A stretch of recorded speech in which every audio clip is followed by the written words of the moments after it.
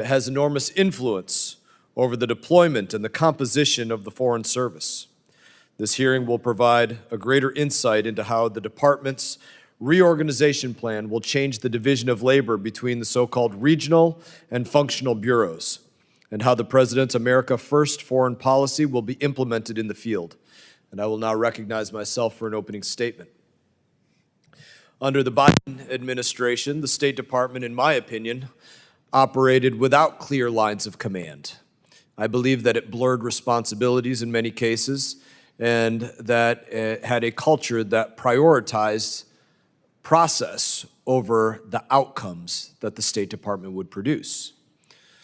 I would use the DEI office as an example, where they were worried about what the bucket of applicants would look like rather than the outcomes of those applicants and what they were delivering for the American taxpayer.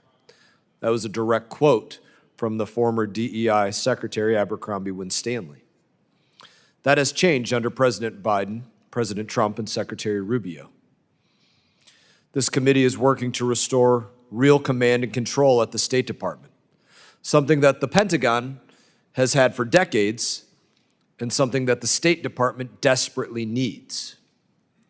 We are crafting the first comprehensive standalone State Department authorization bill in over 20 years. This is not meant as a gesture. It is meant as a serious institutional overhaul. We're not doing this for symbolism. We're doing it because there needs to be common sense and logic within our diplomacy. Our goal is simple: bring order, bring clarity, and bring effectiveness to a department that too often prioritized institutional interests above the American interest.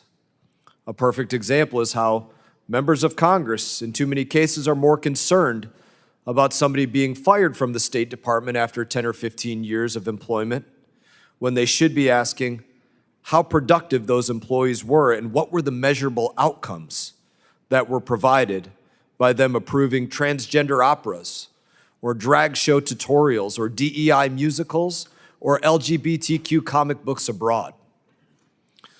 Under President Biden, the department suffered from a structural identity crisis. Maybe policy was delivered by one group, altered by another, and implemented by a third, often with no clear authority or accountability. Turf wars between regional and functional bureaus slowed everything down. The Undersecretary for Political Affairs is treated as first among equals, but that phrase itself reveals to me a problem. Too many equals, not enough leadership. No mission succeeds without a chain of command, and I believe that diplomacy is no exception.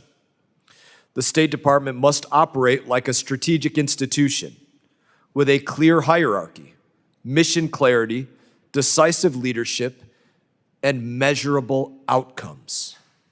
It should not be a think tank that looks at the world as an academic exercise with no measurable outcomes, and our reforms aim to correct that. Some will resist this. They'll defend the status quo as if it's sacred. But we've seen what the status quo produces: mission drift, strategic confusion, a sprawling bureaucracy that's often more focused on virtue signaling than actually projecting American strength abroad. Let us be clear, this is not about copying the Pentagon. It's about applying common sense. At DoD, policy is made at the top through a chain of command that is recognizable to everybody. At the State Department, that discipline has been missing. We don't expect the State Department to be soldiers in uniform, but we should expect it to have a command structure that is recognizable and followed. We can't afford what has happened to happen again, not when adversaries like China and Iran are using every tool at their disposal to undermine American power. We can't have a foreign service officers that freelance social experimentation. Our vision is straightforward. Functional bureaus and undersecretaries should focus on developing policy, clear, coherent, and grounded in national interest. Regional bureaus, with their area expertise, should adapt and execute that policy on the ground. This creates a clear flow of authority, streamlines operations, and ensures accountability at every level. What we've had are regional bureaus providing loose oversight of embassies that frequently operate like personal fiefdoms rather than the implementing arm of the State Department. Under President Biden, we had embassies funding gender-inclusive leadership through Ultimate Frisbee in India for $100,000, or spending $425,000 to help Indonesian coffee companies be more gender and climate friendly. This hearing is part of a broader effort to realign the State Department with the mission it was meant to serve, putting America first as the State Department of the United States of America. That requires more than tweaks. It requires structural change, cultural change, and a willingness to change the old order. I want to thank our witness for appearing today.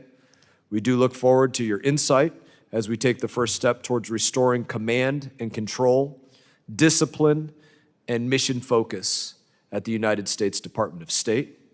And in that, I now recognize my friend and my colleague, the ranking member from New York, Representative Meeks. Thank you, Mr. Chairman, and thank you, Undersecretary Hooker, for being here today.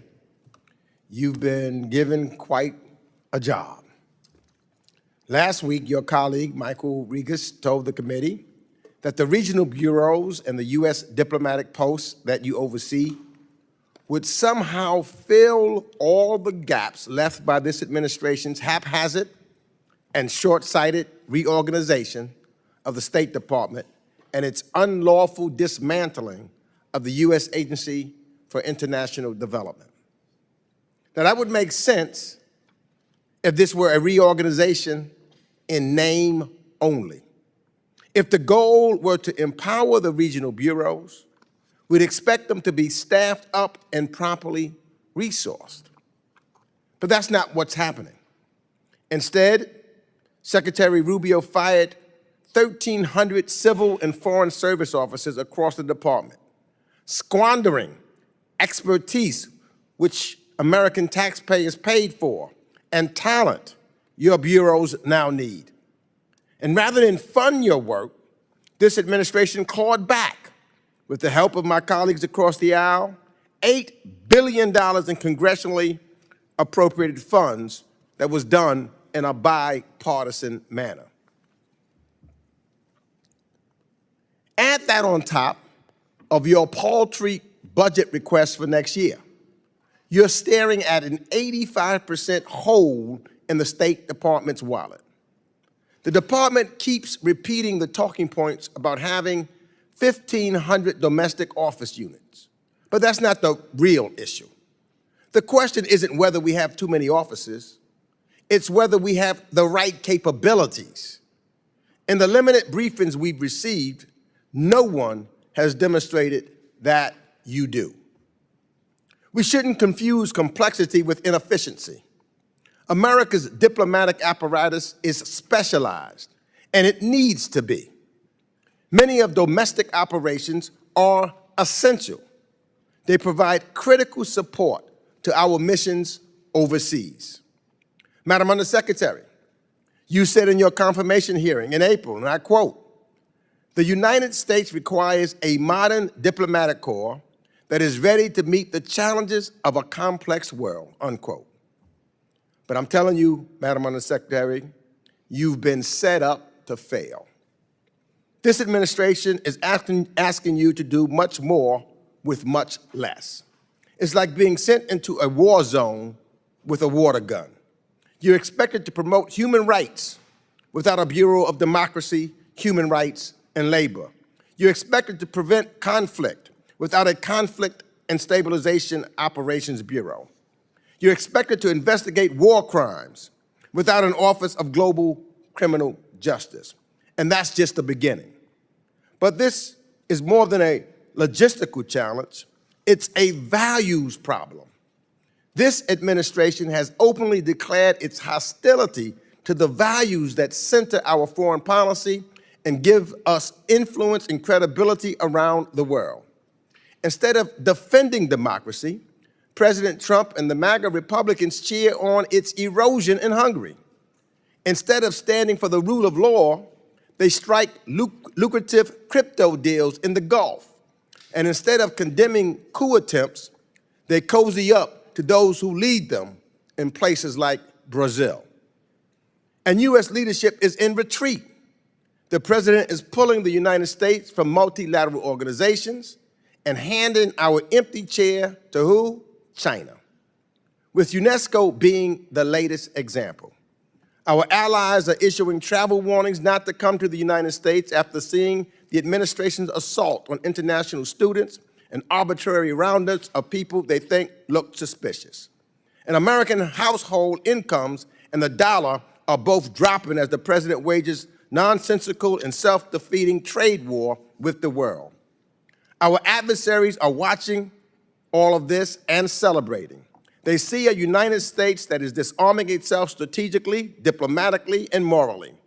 President Trump's petty, chaotic leadership, after yet another Oval Office meeting with a foreign leader turned into tabloid fodder, is signaling to the world that the United States foreign policy is not driven by values or national interests, but by a quid pro quo regime in service to one would-be king. Now is not the time to gut our diplomacy. Now is the time to strengthen it.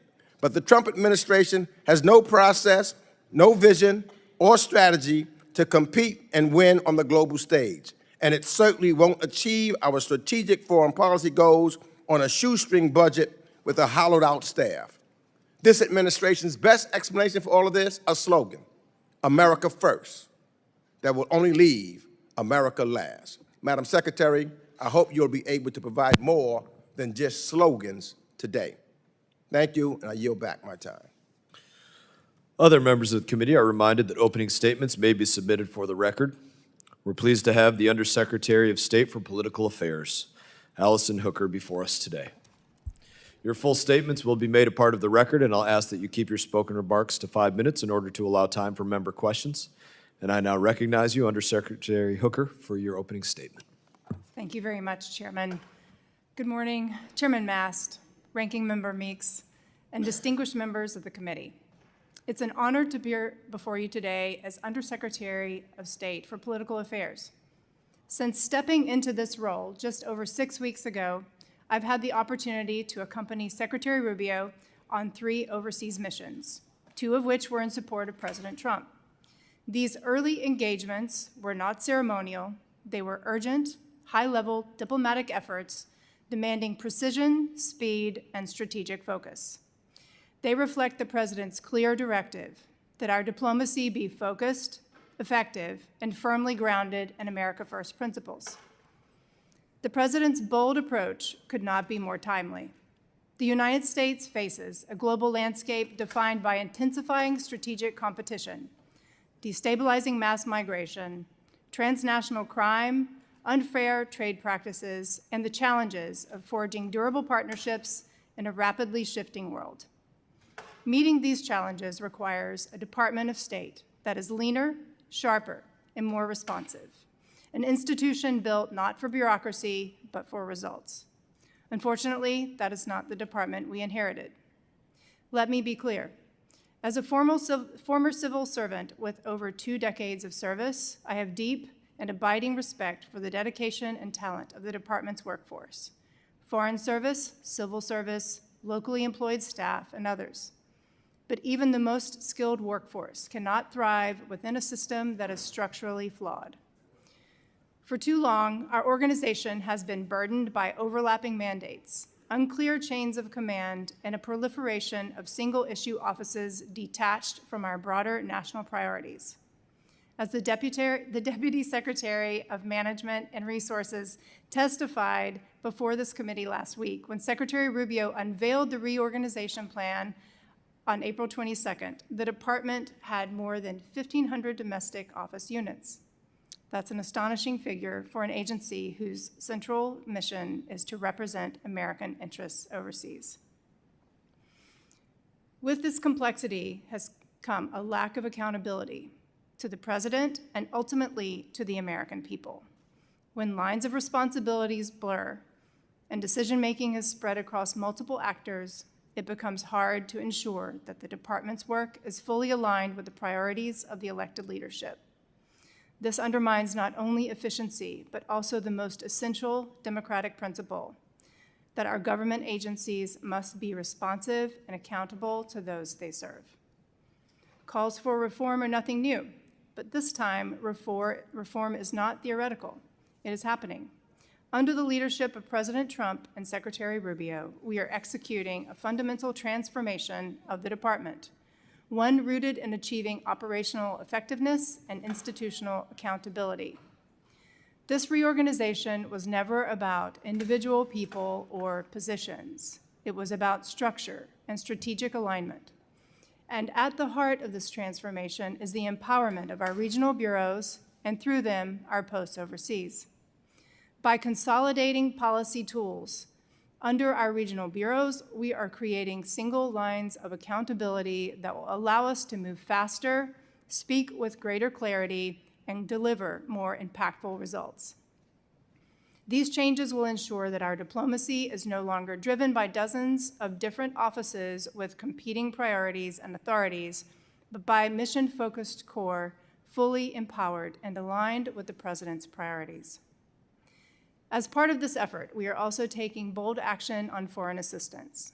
For too long, development projects have lacked local buy-in, delivered limited impact, or reflected ideological agendas rather than U.S. strategic interests. In the process, we've alienated partners and created openings for our competitors to expand their influence. That era is over. As of July 1, ongoing foreign assistance programs of the United States Agency for International Development have been transitioned to the Department of State. This historic transition brings us into alignment with how most of our allies operate and enables us to treat foreign assistance not as a siloed enterprise, but as a core tool of U.S. foreign policy. This does not mean the United States is stepping back from the world. On the contrary, we remain the largest provider of foreign assistance globally. But moving forward, every dollar we invest abroad will be treated exactly as that, an investment in American security, an investment in American jobs, and an investment in our great nation's strength. Under President Trump's leadership and with Secretary Rubio's clear direction, we are executing an America First foreign policy that is principled, pragmatic, and unapologetically focused on delivering for the American people. The challenges are immense, but so is our resolve. And now we have an institution designed to meet this moment. I'm deeply honored to serve in this role and to help drive this transformation forward. I look forward to working with Congress in our shared mission to safeguard U.S. interests on the global stage. Thank you, and I welcome your questions. Thank you, Secretary Hooker. Now I'm going to recognize member alternating between Republican and Democrat sides for 5 minutes of questioning. I'm going to begin by recognizing my colleague, the 435th most important member. 435 on the chart, number one in your heart. Number Mr. one in my Chairman. heart. Very good. Thank you, brother, and I want to thank ranking member, my fashion consultant and my workout partner. It's always good to see him here. He's an inspiration to me in the workout room. Thank you, ma'am. I kind of feel like the Jeffersons theme song, I'm kind of moving on up because this is the second day in a row I've been the first person to ask a dadgum question, so I'm kind of fired up about that, Mr. Chairman. So my question will not be asked 50 times by the time I get to it, so thank you, ma'am. How do you plan to stop things like foreign aid from going to stuff like drag shows in Peru? You know, that's, I always hear, well, that's just a small amount of money, but you know, when you're talking tens of millions of dollars, dadgummit, people in East Tennessee, they'll never see that kind of money in their lifetimes. And to me, it just is very discouraging. Thank you, Congressman, for that question. And this is a huge concern of ours, and one of the main reasons that the steps have been taken to transition our foreign assistance programs and those who govern our foreign assistance into the regional bureaus. This is one of the chief objectives we've been trying to achieve. You've mentioned just one program. There are dozens of these programs that would make your hair stand up. And I'm happy to give a list of those if you'd like to see additional ones. But I would like for you to get that to me as well in something printed form. I'd appreciate that, ma'am. Yes, sir. I Happy- always ask that, and they always agree and say, oh, I'm going to get that to you, and I never get it, so I'd appreciate that, ma'am. Yes, sir. Well, I've got a good staff sitting behind me. They're taking notes, and we'll make sure to get that to you. Thank you. But, sir, just to underscore, this is one of the main objectives of moving foreign assistance into the bureaus, so that we do have political leadership governing these programs. And not only are they going to not implement these type of programs with hard-earned American taxpayer money, but they're also going to be able to tailor programs to have the maximum impact in the regional area of responsibility that these bureaus cover. So with the reorganization, as Chairman Mast referred to in his opening remarks as well, we're going to make sure that our foreign assistance serves American interests and also something that American taxpayers can be proud of. Do y'all have the appropriate channels to conduct oversight and provide transparency when it comes to foreign aid? Yes, sir. That's part of moving the assistance programs that had been conducted under USAID into the department, under the regional bureaus, to make sure we have that kind of oversight. Yes, ma'am. You listed about 3 bureaucracies there, and that always scares me about the transparency. Are y'all concerned about foreign service officers advancing their own agendas? Thank you for that question, Congressman. The way that we have structured this is to make sure that all of these programs are being implemented and conducted under political leadership, not just within the regional bureaus, but our ambassadors overseas. They're answerable to the president. They are the president's representative in each of the countries that they've been dispatched to. So I am confident that both Foreign Service officers, civil service officers, and locally employed staff who will be implementing these programs as well will be able to do so in a form that, again, the American people can be proud of. Do y'all, how can you take more of the approach of teach Amanda fish approach? I love to fish, but I love that analogy. Are y'all doing that more now than just putting people in a food line? Yes, Congressman, thank you for that question. Indeed, that is another objective of our foreign assistance going forward, that we're able to graduate countries that we provide assistance to from just being dependent on that assistance to be able to provide for themselves, or that regional partners are also able to pick up part of the burden. The objective is that we will no longer have long-standing dependencies on U.S. foreign assistance, but that these countries, as I said, would graduate from those programs. Okay. The 2 things I would hope that we'd promote, this isn't in my notes, but I think we used to do a really good job of this before we got, I think, led astray, is we should promote democracy, and I think we ought to promote capitalism. I think we've done a pretty poor job of that in the past, and I would hope that would be at the top of y'all's agenda. I think that's a couple of things that, at least in the early years, we did a pretty dadgum good job of. So thank you, ma'am, and I yield back the remainder of my 1 second, Mr. Chairman. Thank you. Thank you, Representative Burchett. Please use it wisely. Will do. I won't squander it. Ranking Member Meeks. Thank you, Mr. Chairman.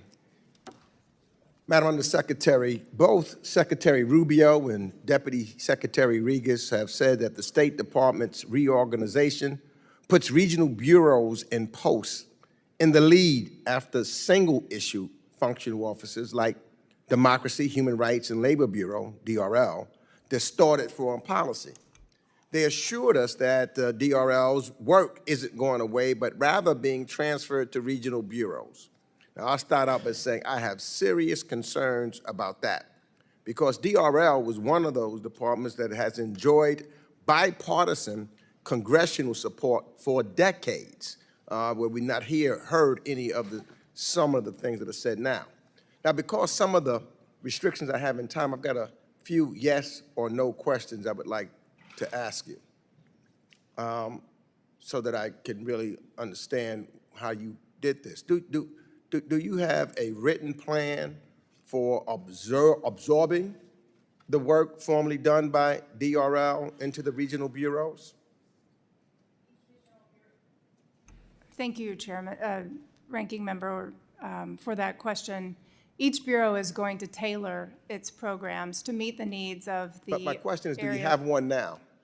Each regional bureau is formulating their plans for each of these So the answer approaches. to that is no. I have limited time. So the answer is that as of right now, you said It's this, in but there process, is sir. no plan, right? There's said nothing it's in that you can process, provide sir. now. But as of right now, there's no plan. Let me ask this question then. Did you consult senior DRL officials or stakeholders before making these changes? Sir, as Deputy Secretary Regas shared, there was great consultation taken throughout the Again, that's department. just a yes or no.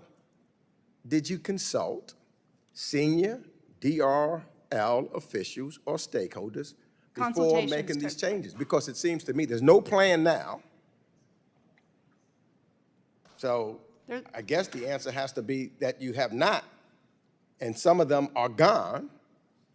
So to make sure that you're doing something serious as far as policy is concerned to continue that work, you're already handicapped.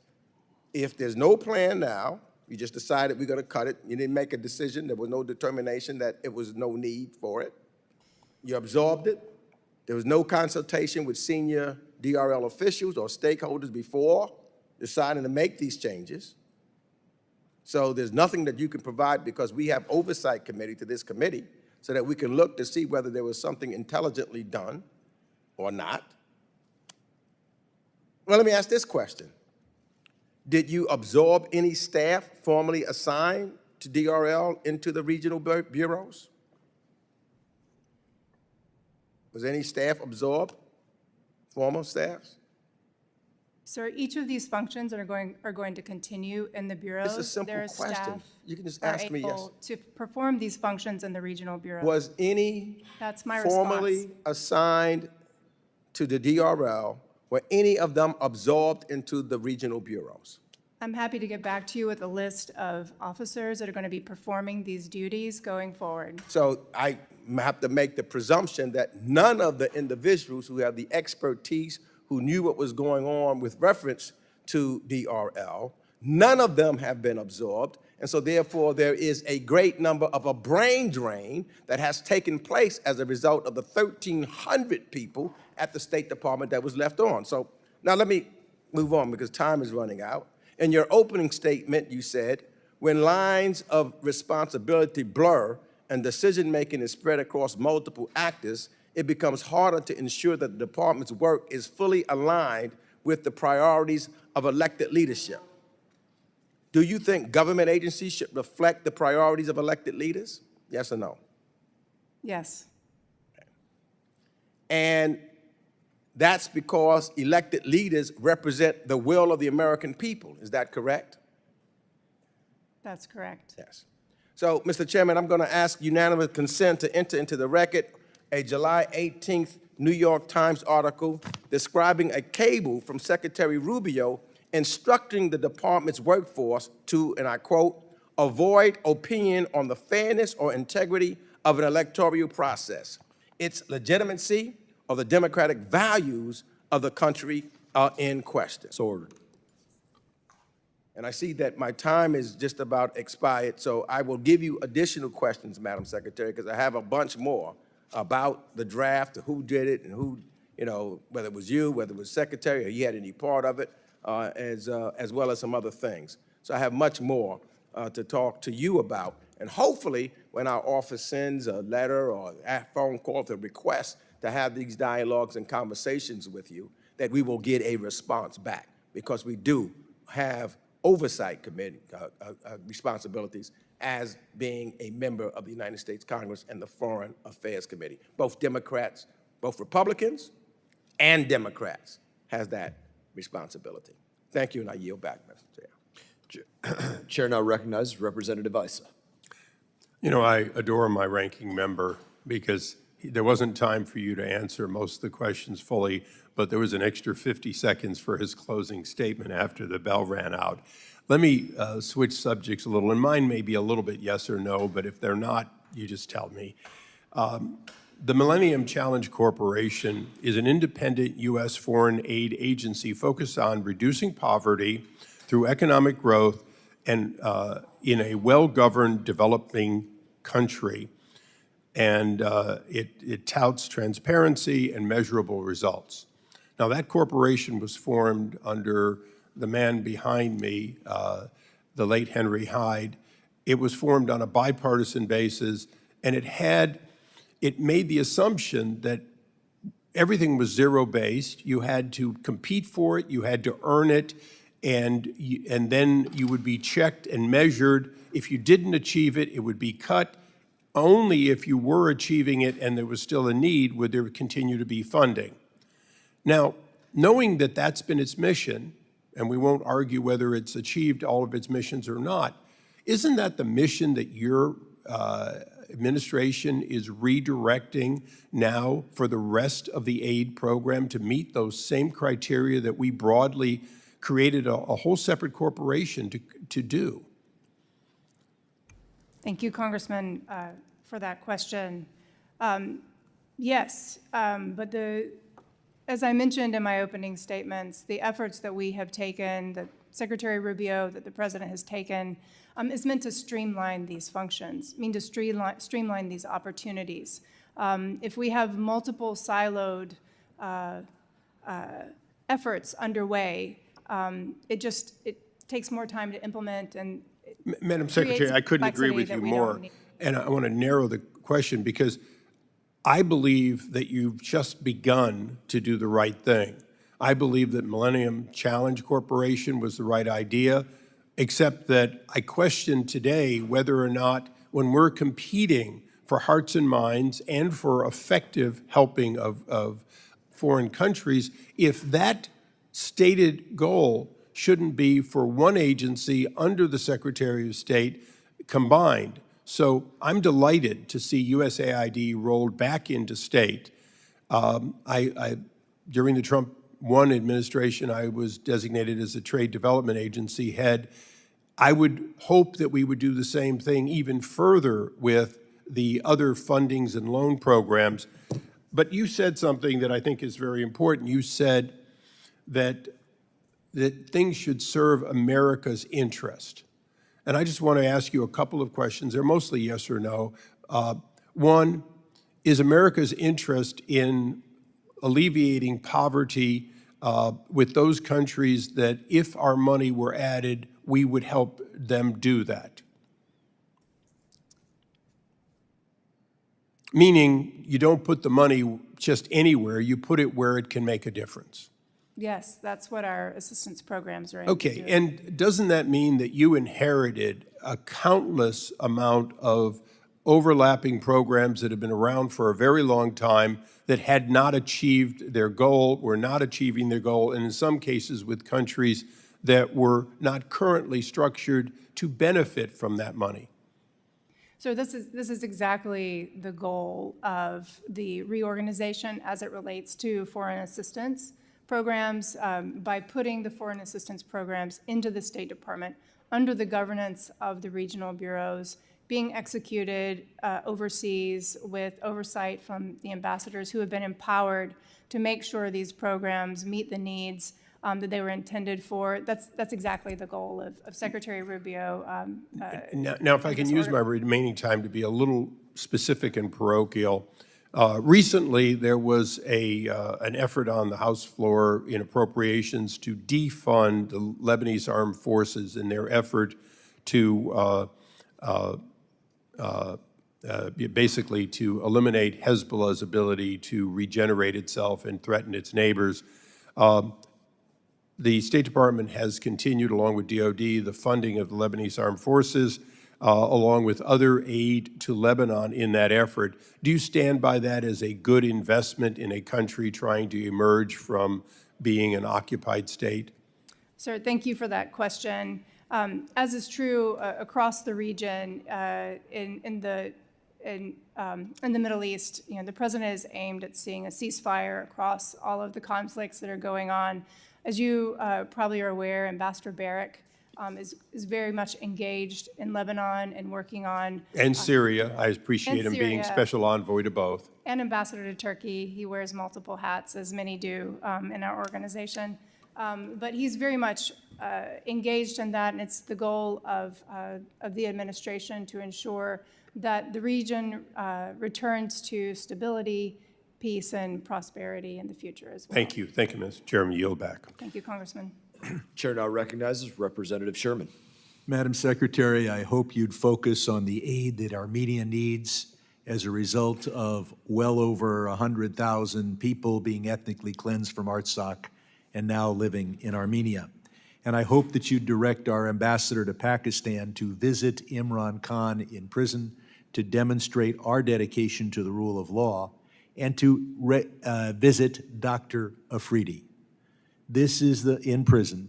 This is the man that did more for America than any foreigner since Lafayette, and he languishes in a Pakistani jail. He helped us get bin Laden. Now, I'm inspired by our chair. He talks about Congress not doing its job for 15 years and not focusing on how the State Department was run. I was here. 20 plus. I was here for the 20 years. We did, and if you'd watched us on C-SPAN 3, you would have seen Congress do a good job. But today's Congress has been canceled because congressional leadership needs 6 weeks to figure out an excuse for not revealing the Epstein files or limiting those revelations only to the very few papers that are in the grand jury testimony. The chair talks about measurable outcomes. I've been here for 30 years. How many times before today have we canceled Congress in order to carry out a pedophile protection project? 0. It's measurable until now. But measurable outcomes, you don't get that way by looking at 1/10 of 1% and finding one mistake or even a collection of a few mistakes that the State Department and the USAID made. If we did that, we'd cancel the Dodger season because they committed an error last night. Measurable outcomes.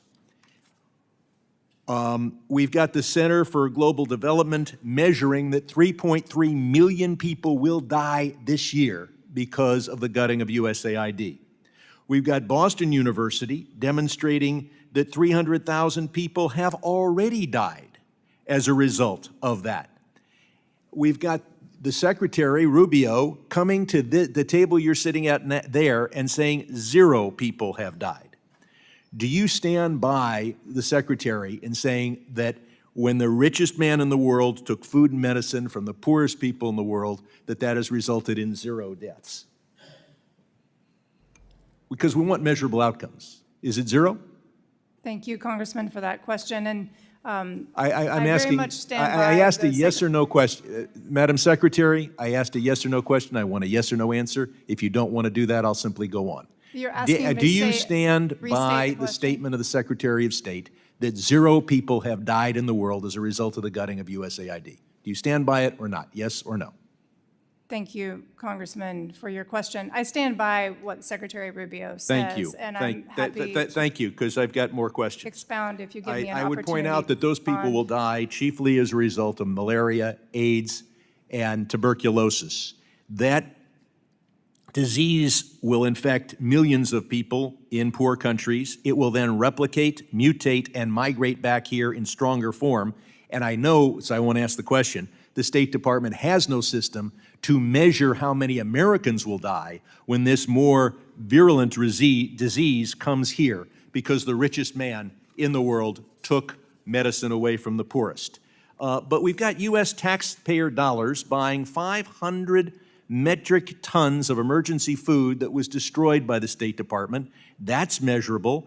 And 80,000 doses of Mpox vaccine that were pledged to African nations are about to be destroyed. Are you focused on how we're going to literally burn taxpayer dollars by burning vaccine that is in the State Department warehouses?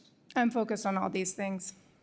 Thank you. Well, I hope you will give us a measurable result and tell us what the cost is of the loss, the burning already of the 500 metric tons of emergency food and the 800,000 dosages of Mpox vaccine. Please respond for the record how many taxpayer dollars were burned. Finally, Carrie Lake testified before us that we couldn't trust the viewership and listenership numbers from Voice of America. Can we trust those numbers? They are measurable. Do you trust the numbers as to what the listenership was? I'm not sure that's relevant to the P family issues, but I'm happy to take that Public question. diplomacy is very much part, and you can't do public diplomacy without broadcasting. Of course, we're going to try, having gutted Voice of America and its sister stations. I'll point out that those were also Trump administration numbers that Carrie Lake said we couldn't trust. So it's glad to know who she trusts. I yield back. Gentleman yields back. Chair now recognizes Representative Moylan. Thank you, Mr. Chairman. Especially now as we're working with the State Department reorganization bill, it's essential that we do hear from the Bureau of Political Affairs, which serves, of course, I appreciate you coming on over and your deep experience in East Asia affairs. And given Guam's critical role in the region, I look forward to working with you very closely. Now, when it comes to East Asia and the Pacific, of course, the PRC is there, and it's a great threat. They're undermining our maritime security and critical minerals, and we have great vulnerability in our supply chain. And we're confronting a broad, complex range of issues. So it's important that we have, especially this bipartisanship with our allies. And it's undeniable that we really need to work closely with ASEAN and Quad and AUKUS and US, Japan, and the Philippines, the trilateral cooperation there for our economic stability in this region. So therefore, it's significant that the Secretary reaffirm our Indo-Pacific focal point of the US foreign policy during ASEAN's conference. And the role of your Bureau is to analyze this regional's dynamics and crafting strategies and effective engagement. So that's why I'm so happy that you're doing this overhaul and streamlining our strategies and looking at our resource allocations across the department so we can enhance our engagement with our foreign partners. So, Undersecretary there, I want to ask you a question. Now, which regions and types of operations should be prioritized to effectively counter China's influence? Congressman, thank you for that question and also for the opportunity to respond. And I, very focused on East Asia throughout my entire career. But what I've truly enjoyed, not just over the past 6 weeks as I've taken this role, but also my previous work in the first Trump administration, looking at how we are mobilizing our efforts to compete with China around the world. It's not just about the Indo-Pacific, it's about our engagement globally. So thank you for your focus on this as well. You noted the ASEAN conference that we just attended recently. I had the privilege of going with Secretary Rubio and being with him for all of those engagements. And as I mentioned in my opening statement, these were not just ceremonial, they're very urgent. We're talking about urgent issues like supply chains and overseas scam operations that are targeting not just Americans, but our allies and partners as well. So it's important, and the reason we're here today is to speak about the reorganization and its impact. But what we've done to reorganize the department, focusing power underneath the regional bureaus and also our embassies overseas really gives the purview to the leadership to be able to plan for competition, not just in Indo-Pacific, but around the world. So we're working very closely with each of the bureau leads and with our ambassadors to ensure we're able to do that. Thank you. and you served as the special assistant for the Korean Peninsula at the National Security Council during the first Trump administration. As North Korea continues to pose serious threat in the region, how would you characterize the current administration North Korean policy compared to that time? Thank you, Congressman, for that question. Well, I think we can all agree that North Korea continues to pose a threat, not just to the United States, but to the world through its long-range missile program, through its nuclear program. And we are very much paying attention to that, as are our allies in the region. Some of the things we're doing, we're working with the trilateral engagement with Japan and Korea. We're increasing deterrence with both of those allies, also working with our Indo-PACOM colleagues to make sure that we can defend the American homeland from any of those threats. And so I look forward to continuing to work on that with Secretary Rubio and with the President going forward. And thank you for your interest in that issue, and I'm happy to stay in touch with you as we develop those plans. I appreciate that very much. Mr. Chairman, I yield back. Chair recognizes Representative Barra. Thank you, Mr. Chairman. Secretary Hooker, I don't know you and we've not met, so I'm going to give you my observations. Prior to coming to Congress, I was medical director of care management for 5 hospital systems, thousands of employees. Then went to the public sector as chief medical officer for Sacramento County. Again, thousands of employees, multiple departments. It's not the same magnitude as the State Department or the United States federal government. But when we did reorganizations, and I'm not against taking a look at programs, looking at efficacy, looking at where we are, we didn't just lay off all the employees. We looked at the folks that we had, looked at their talents, evaluated where they were, came up with a plan, understood what that plan was, what that reorganization, and then where it was appropriate, matched that. We've had several hearings here asking if you would provide us what that strategic plan is, what that looks like, how you're evaluating personnel, who's getting laid off, who's not getting laid off. Again, I appreciate your 2 decades of service, and I'm sure you've worked with foreign service officers, you've worked with men and women that represent the United States of America around the world. I think these are patriotic Americans. I think these folks have been mistreated. I think what DOJ did immediately, laying people off, bringing them back, laying them off, bringing them back, was haphazard, it was dangerous, and it's reckless. Again, I'm not sitting up here saying we shouldn't rethink what diplomacy and development in the 21st century looks like. Clearly, the world is different today than it was in the 75 years post-World War II. But we did this in a bipartisan way. What we did after World War II was quite remarkable, creating peace and stability. What we did winning the Cold War in a bipartisan way with Congress, not Democrats and Republicans, but American strategy, was quite remarkable. We won the Cold War without actually going to war. What I would argue is what's happening right now is being done in a partisan way with the executive branch not involving Congress.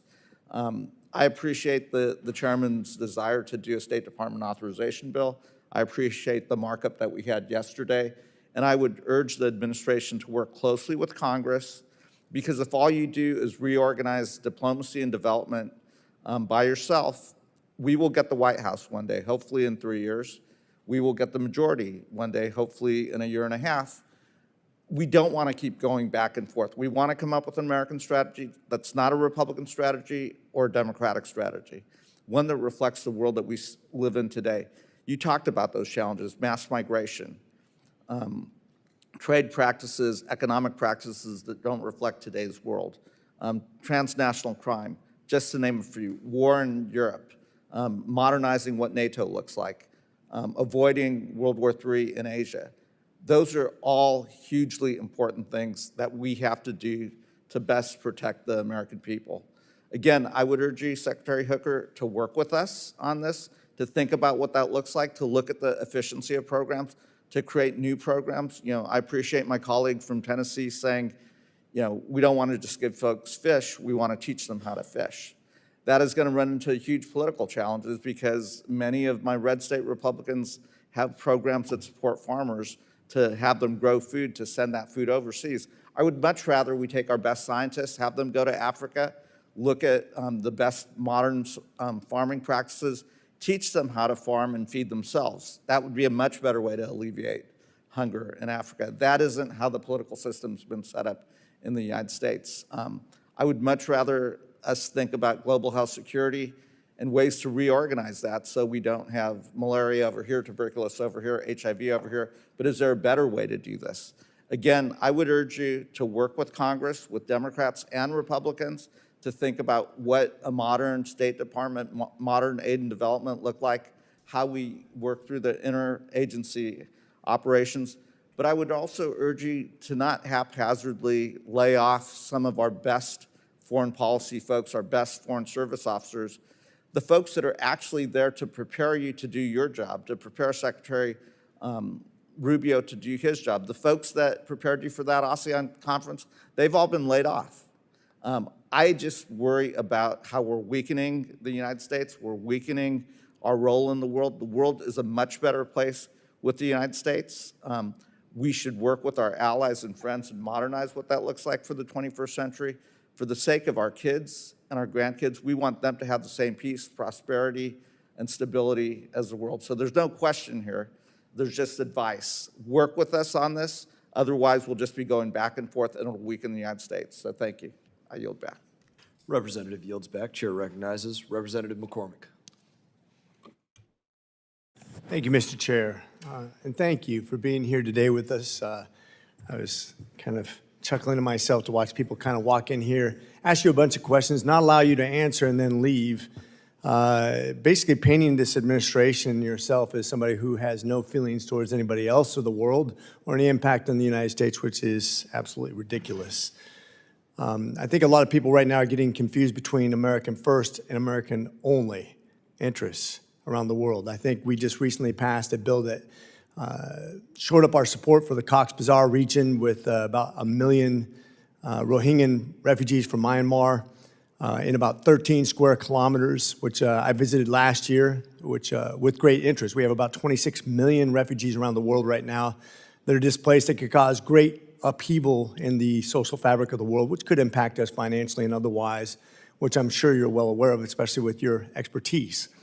For those who don't realize how this plays out, a person in the Cox's Bazar Rohingya refugee camp survives off about $8 per person per month.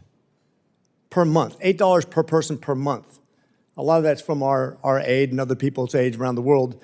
Let's compare that to a Biden administration that a person who comes across the southern border and then gets put into a non-forbid contract where they put somebody on a cot and give them 3 meals a day for $800 per person per day. And then they want to criticize us for mismanagement. I think that's hilarious. I want you to comment on the ridiculous statements that you were not allowed to give in response to on our waste, fraud, and abuse, as if we're the bad guys in this when comparing those two examples that are blatant disregard for factual content. I'm going to give you the remainder of my time to respond to things that the other side have not given you an opportunity up to this point. With that, it's your floor. Congressman, thank you so much for your question, and thank you for your interest in the Rohingya in the region. I will start by saying that part of what we've done with our foreign assistance so far is to provide $77 million to Rohingya refugees in Bangladesh. And we care very deeply about that issue, and we'll continue to work with our Bureau of South and Central Asia to address those issues, and also with other partners in the region to look for ways to bring care and comfort to the refugees there. So I appreciate the opportunity to respond. There have been so many questions I've not been able to respond to. I'm trying to figure out which one might be the most fun to react to. But just to your initial question about the kinds of foreign assistance that we have terminated, I'd just like to run through a couple of those programs. Maybe a couple of them have been mentioned already today. But there was $1.5 million to advance diversity, equity, and inclusion in Serbia's workplace and business communities under the previous administration, under USAID performance. There was $70,000 for production of a DEI musical in Ireland, $2.5 million for electric vehicles in Vietnam, $47,000 for transgender opera in Colombia, $32,000 for a transgender comic book in Peru, $2 million for sex changes and LGBT activism in Guatemala, $6 million to fund tourism in Egypt. You know, I was asked to provide a list of these kinds of programs that we've ended and made sure will not resurface under our leadership and under the reorganization. We will provide a full list of that. But I'd just like to say that it is the President's greatest privilege and his highest priority to make sure that the American people are best and well served, not just here domestically, but abroad, and that taxpayer dollars are being spent well and in a way that the American people can be proud of. This reorganization, as I mentioned in my opening statement, was not aimed just to respond to Representative Sherman's question, was not aimed at eliminating the expertise out of the State Department. The State Department is full of, remains full of very capable experts, people that I'm very proud to continue to serve with. The reorganization was aimed at reducing redundancies and to make sure that we've streamlined the policy process so that we can execute effectively and efficiently on the President's priorities, both at home and abroad. Thank you, Congressman, for your question. And thank you. I just want to point out once again, just reinforce, all that money, DEI, musicals, operas, comic books, and transitions abroad. I rest my case. With that, I yield. Chair recognizes Representative Jacobs.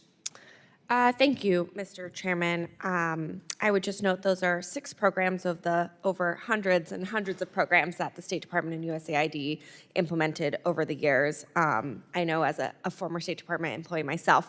But Undersecretary Hooker, I wanted to ask you about the Global Fragility Act and the future of it in this administration. Last week, I questioned Deputy Secretary Regas on this, and as you may already be familiar, hopefully, because it's the law.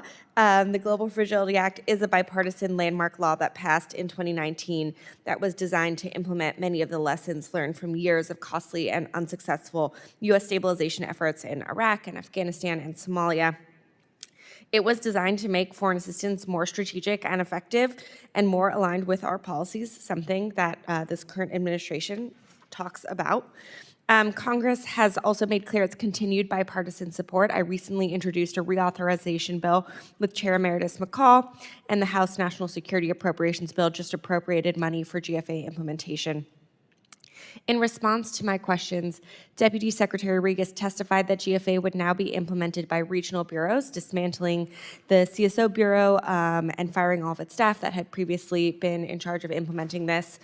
Undersecretary Hooker, given this, can you describe your plans to oversee the implementation of this landmark bipartisan law?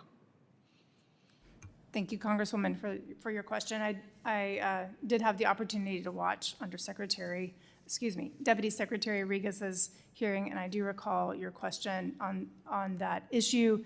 And Deputy Secretary Regas's answer is still accurate. The regional bureaus will be performing the function of those offices. Okay, and how will you ensure that this is a priority for regional bureaus to implement and that staff with relevant conflict expertise and background on this legislation are leading its implementation? Well, thank you, Congresswoman, for your follow-up question.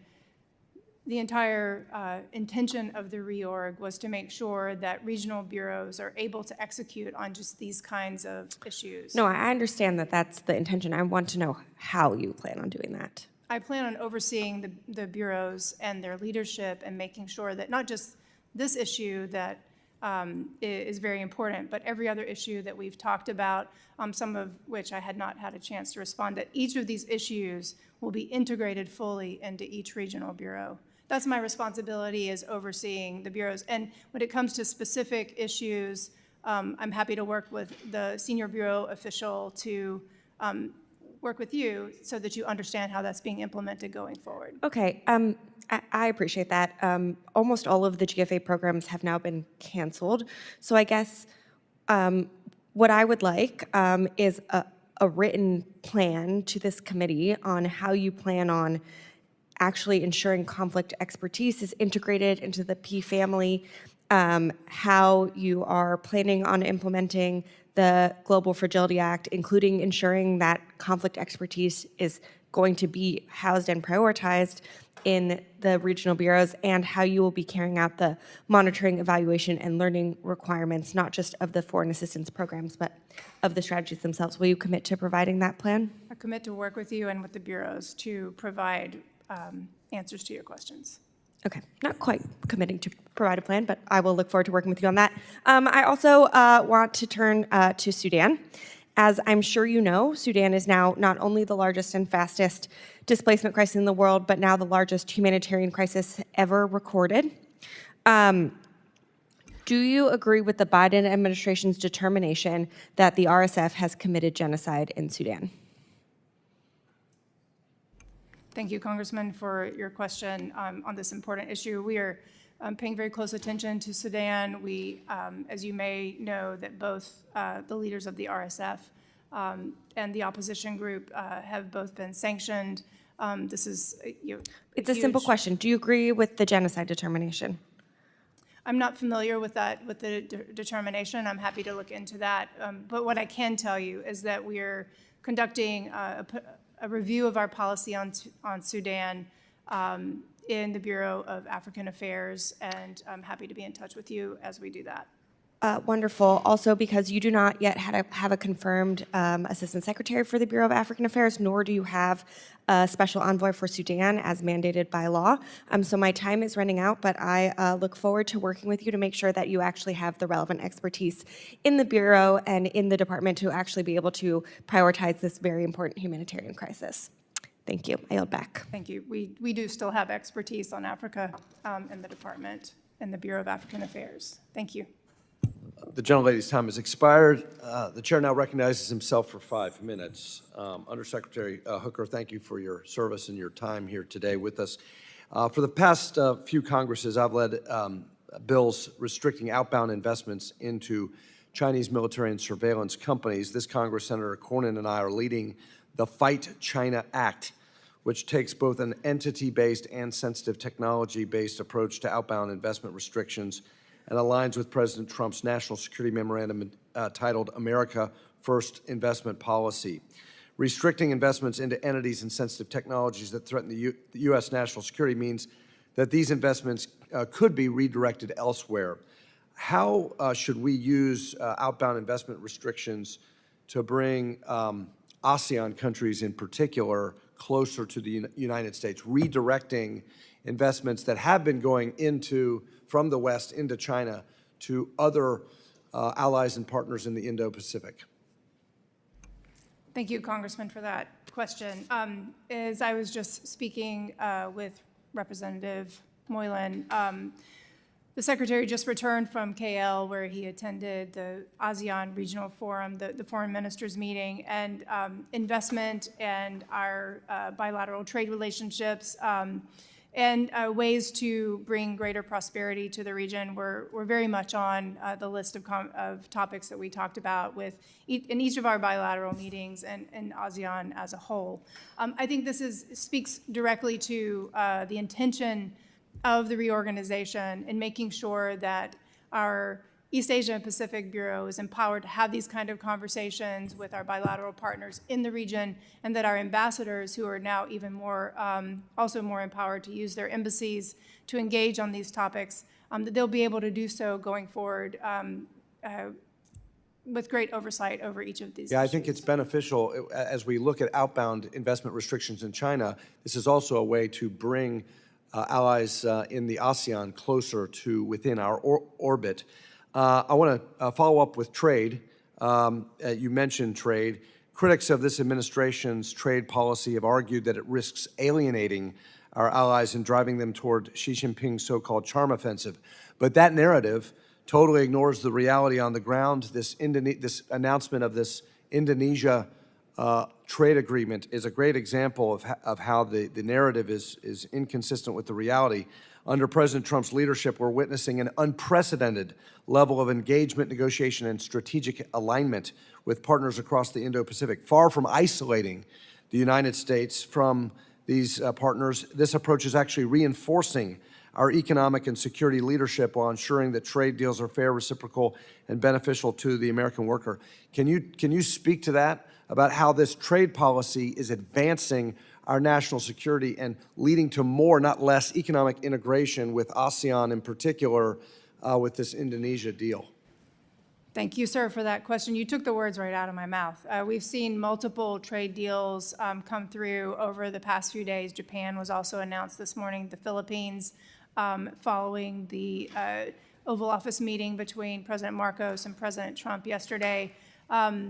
Trade is just one tool in the toolbox that the president has, and that we're using this around the world. It's not just, trade for trade's sake. I mean, the president has been very focused on restoring the American economy, and this is one way to do that. By focusing on trade, including through the use of tariffs as a tool, the president is able to correct trade imbalances, reduce deficits, and basically bring the American worker jobs back to America. But as you said, sir, this is another tool of our foreign policy. One final question about the South China Sea. What form of diplomatic engagement is the department using to support the Department of Defense in the strategic pre-positioning of defensive assets across the Indo-Pacific theater? We've heard about the drawdown of Marines from Okinawa, repositioning in Guam. We do have these EDCA sites in the Philippines, Subic Bay. When can we get back? When can the Navy get back into Subic Bay? And what is the State Department doing diplomatically to help the Department of Defense position assets for deterrence on a Taiwan scenario? Thank you, sir, for that question. And on the specific movements, I will refer you to the Department of Defense. But to your question of how we're using diplomacy, our ambassador to the Philippines has been here for the visit of President Marcos, is meeting with President Trump. And she detailed to Secretary Rubio and myself this week just the work that she's doing to meet with all representatives. She has the authority of the president to operate in the Philippines, and so she's meeting with all representatives of the Philippine government to ensure that that diplomacy is taking place. And one final comment, that's been the entire purpose, one of the entire purposes of this reorganization, to make sure our ambassadors are enabled and empowered to do just that. Thank you very much. My time has expired. Mr. Amo is now recognized. Thank you, Mr. Chairman. Thank you to our witness. President Trump's actions are sabotaging America's global standing, illegally shuttering USAID, freezing foreign assistance programs, and haphazardly firing thousands of State Department employees has weakened our leadership on the world stage and damaged our relationship with our allies. Abandoning our partners and putting international agreements under review at the whim of the administration undermines our credibility and makes our allies less likely to work with us in the future. In June, President Trump announced a review of the Australia, United Kingdom, United States Security Partnership, known as AUKUS. This review erodes trust with two of our closest allies. It is contrary to the strong bipartisan support for AUKUS here in this Congress. Yesterday, our committee, this very committee, passed Representatives Kim and Dean's Bipartisan Armor Act, a bill that I am proud to co-sponsor that would streamline the work of AUKUS. But despite robust bipartisan support, President Trump is continuing to question our need for AUKUS. It makes me wonder why. So, Secretary Hooker, for this next few questions, please provide a yes or no answer. Do you agree that strengthening security and technological cooperation with the United Kingdom and Australia is good for our national security and supports a free and open Indo-Pacific? I think there's several components to that But it's could you- difficult to say I've yes got or a few no to questions. each one of them. Pardon? I said there are different components to that. So it's is it difficult to yes say or no? We are cooperating, so yes. Great. As part of AUKUS Pillar 1, the Australian government committed to making a $3 billion investment in the U.S. defense industrial base, of which the first installment of $500 million arrived in February 2025. Is that true? I'm not going to get into the specifics of AUKUS, but both the President and Secretary Rubio have expressed support for AUKUS, so I'm interested in Well, the I'm going to comments continue that to you ask you some made questions President about Trump. AUKUS, so, because the State Department has a role, so you can choose to not answer. I would ask if it is an important thing for to continue to see Australia directly investing in the United States, contributing to our defense industrial base, and supporting good-paying jobs across our country. Yes, This should be easy. sure. Great, Yes, thank you. Yes. It seems very clear that the AUKUS partnership is essential for our national security and domestic defense industrial base. So, Madam Secretary, are you willing to commit to us right now that the administration will not pull out of AUKUS? Can you affirm that we will not reduce our commitments under AUKUS?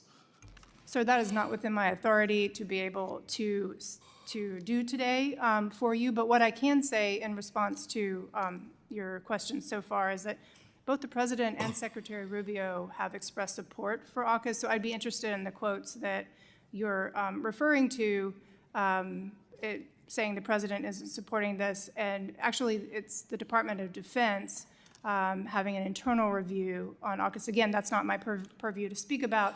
I welcome. Well, the State Department, the State Department does have a role, so don't abdicate the responsibility of the State Department here, because according to public reports, it appears that the Department of Defense is driving the review of AUKUS without the input from the Secretary of State. Shouldn't the State Department have input on one of our closest alliances? The Secretary of State has said that if there is any review, that the State Department would take place in that. So that is not, I think we have a different view of the quotes that have been said by our leadership. Well, look, I will tell you this. There is a disconnect here, and this is a challenge in the Trump administration. Because a question for you I have now is, did the Department of Defense give the State Department advance notice when the DOD initiated a review of AUKUS in June? Is the State Department participating? Sir, thank you for your question. I will reiterate, the President and the Secretary of State have expressed support for AUKUS. That's the leadership that I follow. Okay, so you agree? To the Department of Defense on their any review they might be doing. Well, my point here is, the State Department has a role. You have communicated that you agree with me that this is an important agreement and alliance for our national security. So I am hoping that your words are connected to the actions of the President, the Secretary of State, and the Secretary of Defense in ensuring that we preserve this essential partnership for our national security and our priorities to our defense industrial base here, and so much more that is positive from international agreements which have been challenged by this administration. The gentleman's time has yield back. expired. Gentleman's time has expired. The gentleman from Indiana, Mr. Baird, is now recognized. Thank you, Mr. Chairman and Ranking Member, and Madam Undersecretary Hooker. We appreciate you being here, appreciate the job that you do, and we want to make sure that we have the United States well represented in some of these countries. But you know, I really congratulate you on hosting a version of an African Leadership Summit, and that had the heads of 5 American nations recently visiting the Oval Office. And those countries included Gabon, Guinea, Bissau, Liberia, Mauritania, and Senegal. And they focused on trade and investment opportunities. So I'm interested in what your takeaway was from that meeting. Thank you, Congressman, for that question. We were very proud of this meeting taking place, and I think that it just demonstrates the commitment to the African continent that President Trump has himself and that the administration has. In terms of the focus, as you said, there was focus on trade, there's focus on diplomacy, and increased attention being paid to not just those countries, but to the region as a whole, to bring stability, security, and prosperity to the African continent. And that's the goal. And this meeting is just one step in the direction of that goal. So did you find them receptive to the positions you were taking? Because I'm concerned about, you know, our adversaries like China moving into some of these countries, and so. Thank you, sir, for that question. As I said earlier, what we've done with the reorganization is aimed at making sure each of the bureaus and our ambassadors in the region have everything they need to engage in diplomacy, in commercial diplomacy in the region. And to your specific question, every diplomatic engagement builds on the other. So we will continue to build, and we continue to emphasize the messages that were delivered during those meetings. And I expect there to be great results from that. So can you add on to what the Bureau is doing to reshape and ensure that the U.S. remains the #1 preferred trading partner in Africa? You know, I'm interested in agriculture and have been involved in agriculture all my life, and the commodities that we produce here are second to none. So we've got that quality, and we also have the logistic capability to get that anywhere in the world. So I would just be interested in your thoughts about how America stands in these countries that we mentioned as trading partners.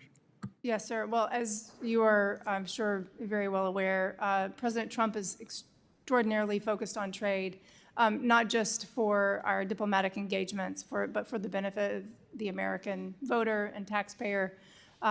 So trade will be part of any conversation that we have in our individual relationships in Africa and everywhere else around the world as well. So could you share with me or share with us what you think the opinion is of those countries for agricultural commodities related to agriculture? Sir, I'm not able to discuss the details of those specific engagements at this time, but I'm happy to be in touch with you as we continue to engage and as results come from those engagements. Well, you know, I'm interested. I've been interested in where those commodities go. We as a people are very giving, and agriculture is also an important part of that. And those commodities can end up being fungible when they get in country. And so I'm interested in making sure that the people we designated those for are actually receiving it. So I would appreciate your response and Yes, your sir. idea about how we stand in that regard. Yes, sir. And ensuring that whether it's assistance or commodities that are being traded, again, one of the main focus points of our reorganization was making sure there's oversight at every single turn. So I will be happy to work with you on that. Thank you. Appreciate your response, and my time's up. I yield back. Gentleman yields back. Chair recognizes Representative Kamlager Dove. Thank you, Mr. Chair and Ranking Member, and thank you, Undersecretary Hooker, for being here today. So, Ms. Hooker, in your nomination hearing, you stated that your priorities as Undersecretary would be to strengthen our diplomatic workforce, reinforce our relationships with partners, and confront our adversaries with strength and resolve. Is that correct? Yes, Okay, Congresswoman. great. So I'd like to focus on how the Trump administration has measured up to those goals in South Asia. So I want to talk about Sri Lanka. Are you familiar with Sri Lanka? Yes, I'm familiar. Okay, great. And so I'm sure then you're aware that Sri Lanka's defaulted on its foreign debt in 2022 and owes significant loans to China, and China's capitalizing on Sri Lanka's inability to pay that debt by taking over control of key infrastructure. Yes, would you agree? I'm aware of the circumstances. Okay, great. So for Sri Lanka to repay its debt and avoid having to give up more strategic assets to the PRC, it needs to reform its economy. and boost economic growth. So can you explain how the Trump administration's proposed 30% tariffs on Sri Lanka helps improve the country's economic outlook and its ability to repay its debt? Thank you, Congresswoman, for that question. You know, President Trump's first priority is the American people and ensuring that our economic situation here at home is improving. One tool in his toolbox for doing that, for improving the economy, for ensuring there's balanced trade, are tariffs. Right. So I understand that. So if the priority is the American voter and the taxpayer, are you saying that President Trump wants the American taxpayer to pay higher prices for goods? Could you explain further? Well, are you saying that the president wants us to pay more for the goods that we purchase? I'm saying that tariffs are a tool in the toolbox when working with our individual I understand that. counterparts in other countries. So yes. So are you committing that there will be a trade agreement reached with Sri Lanka by August 1st? That, Congresswoman, is up to the government of Sri Lanka and how they negotiate that.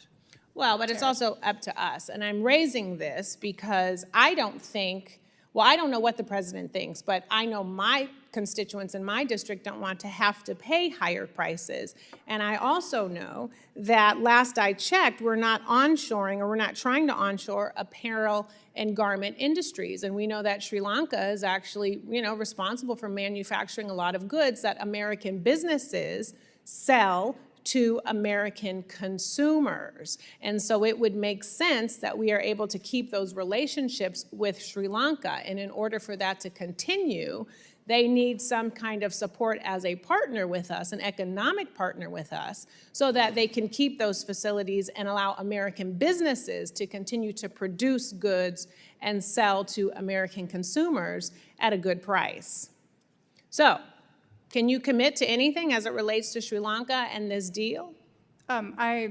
For the trade deals, I refer you to the Commerce Department and the USTR Ambassador Jameson Greer. So, but as they're how- conducting those negotiations. But how do the tariffs improve Sri Lanka's economic outlook with us, for us, in partnership with us? Congresswoman, thank you for your question. As I mentioned, the tariffs are aimed at balancing trade. That's the president's objective, and that's how he's using them. On trade issues, again, I would like to refer you to my colleagues at the Commerce Department and USTR for the But Ms. details Hooker, of the trade reclaiming deal. my time, I'm asking you these questions because according to your bio, you are the Undersecretary of State for Political Affairs. So you have responsibility, jurisdiction over all of the regional bureaus. You should be able to be talking about this from a policy standpoint to say what are the pros and what are the cons. I mean, I'm actually curious, listening to your testimony, about what you are actually responsible for. Oh, I'm happy to talk about that. I don't need you to answer that question, but I do want you to think about it. We also have challenges with the Maldives. PRC is making incredible inroads into that region with the Indian Ocean. Trump 1 wanted an embassy. Trump 2 is talking about closing down embassies. I have to disagree on that point. There's no discussion of closing any embassies or any consulates abroad. I don't know where you're getting that information. We've had multiple conversations about the administration wanting to close down embassies. I think in strategic regions, there should be some discussion. And I would think that your role is to actually bring up reasons why we would want to continue to have a presence in strategic regions where China is making inroads. Thank you, Congresswoman. We are paying very close attention to that. I can tell you that there are no closures. I can tell you authoritatively that there are no closures planned at this moment. And it is my job to oversee each of the regional So you're bureaus committing that they're Gentlelady's not going to time close has any. expired long Thank ago. you, Mr. Chair. But I'm glad that the Undersecretary committed to us not closing down any embassies. So thank you, Can I Mr. just, Chair. Chairman, may I finish my sentence? Please. Thank you. It's my responsibility to oversee each of the bureaus, each of the regional bureaus and the Bureau for International Organizations. And Yes, over all of their foreign policy. But as I said, and I'd just like to state clearly, for the specifics of the trade engagements, I refer you to the Department of Commerce and also USTR. Thank you for allowing me to finish my sentence.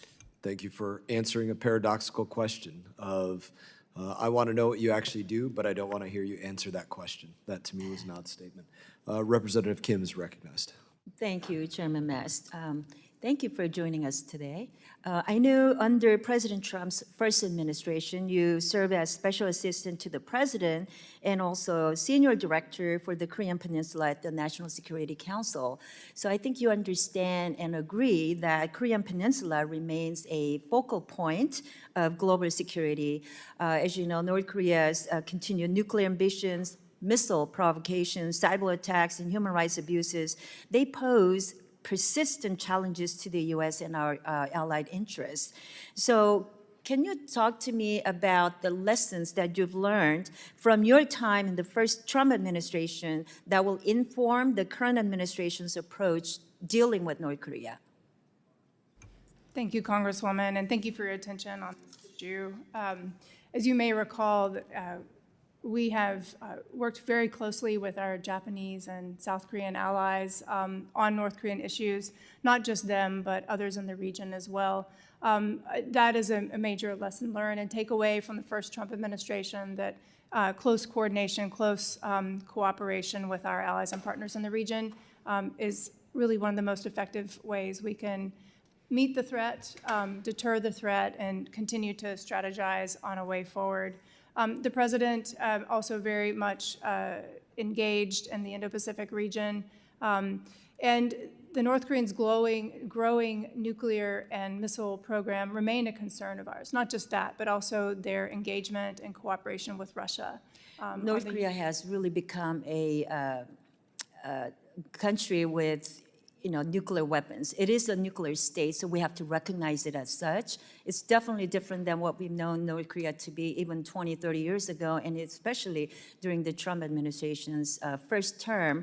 So I hope that we can continue to talk about North Korea in a sense that we need a complete and secure CVIT, a complete, verifiable, irreversible denuclearization of North Korea. So can you talk to us about how does the America First agenda define or prioritize this objective? Thank you, Congresswoman, for that question. The president uses all available tools on each of these problem set issues. So I won't speak in specific details about our perhaps our future approach to North Korea, but I can assure you that we're very concerned about their nuclear capability, their missile capability, and the threat and the destabilizing effect that can have on the region. Can you then talk about maybe, not specifically, but some diplomatic or economic strategies under consideration, such as like America First Opportunity Fund, to move closer to reaching that goal? Thank you, Congresswoman, for your question. The America First Opportunities Fund we'll be able to use that for a number of different issues. It'll be a consolidated fund that whether we're using it for foreign assistance, disaster assistance, really it's going to be a very flexible and multi-purpose fund. There may be opportunities to use it on this issue. What about, when you talk about multi-purpose areas, can you also allocate that fund for other activities to counter North Korea's illicit activities and support defector communities or expose human rights violations? Those are really important policy priorities of mine as well as to this committee as well.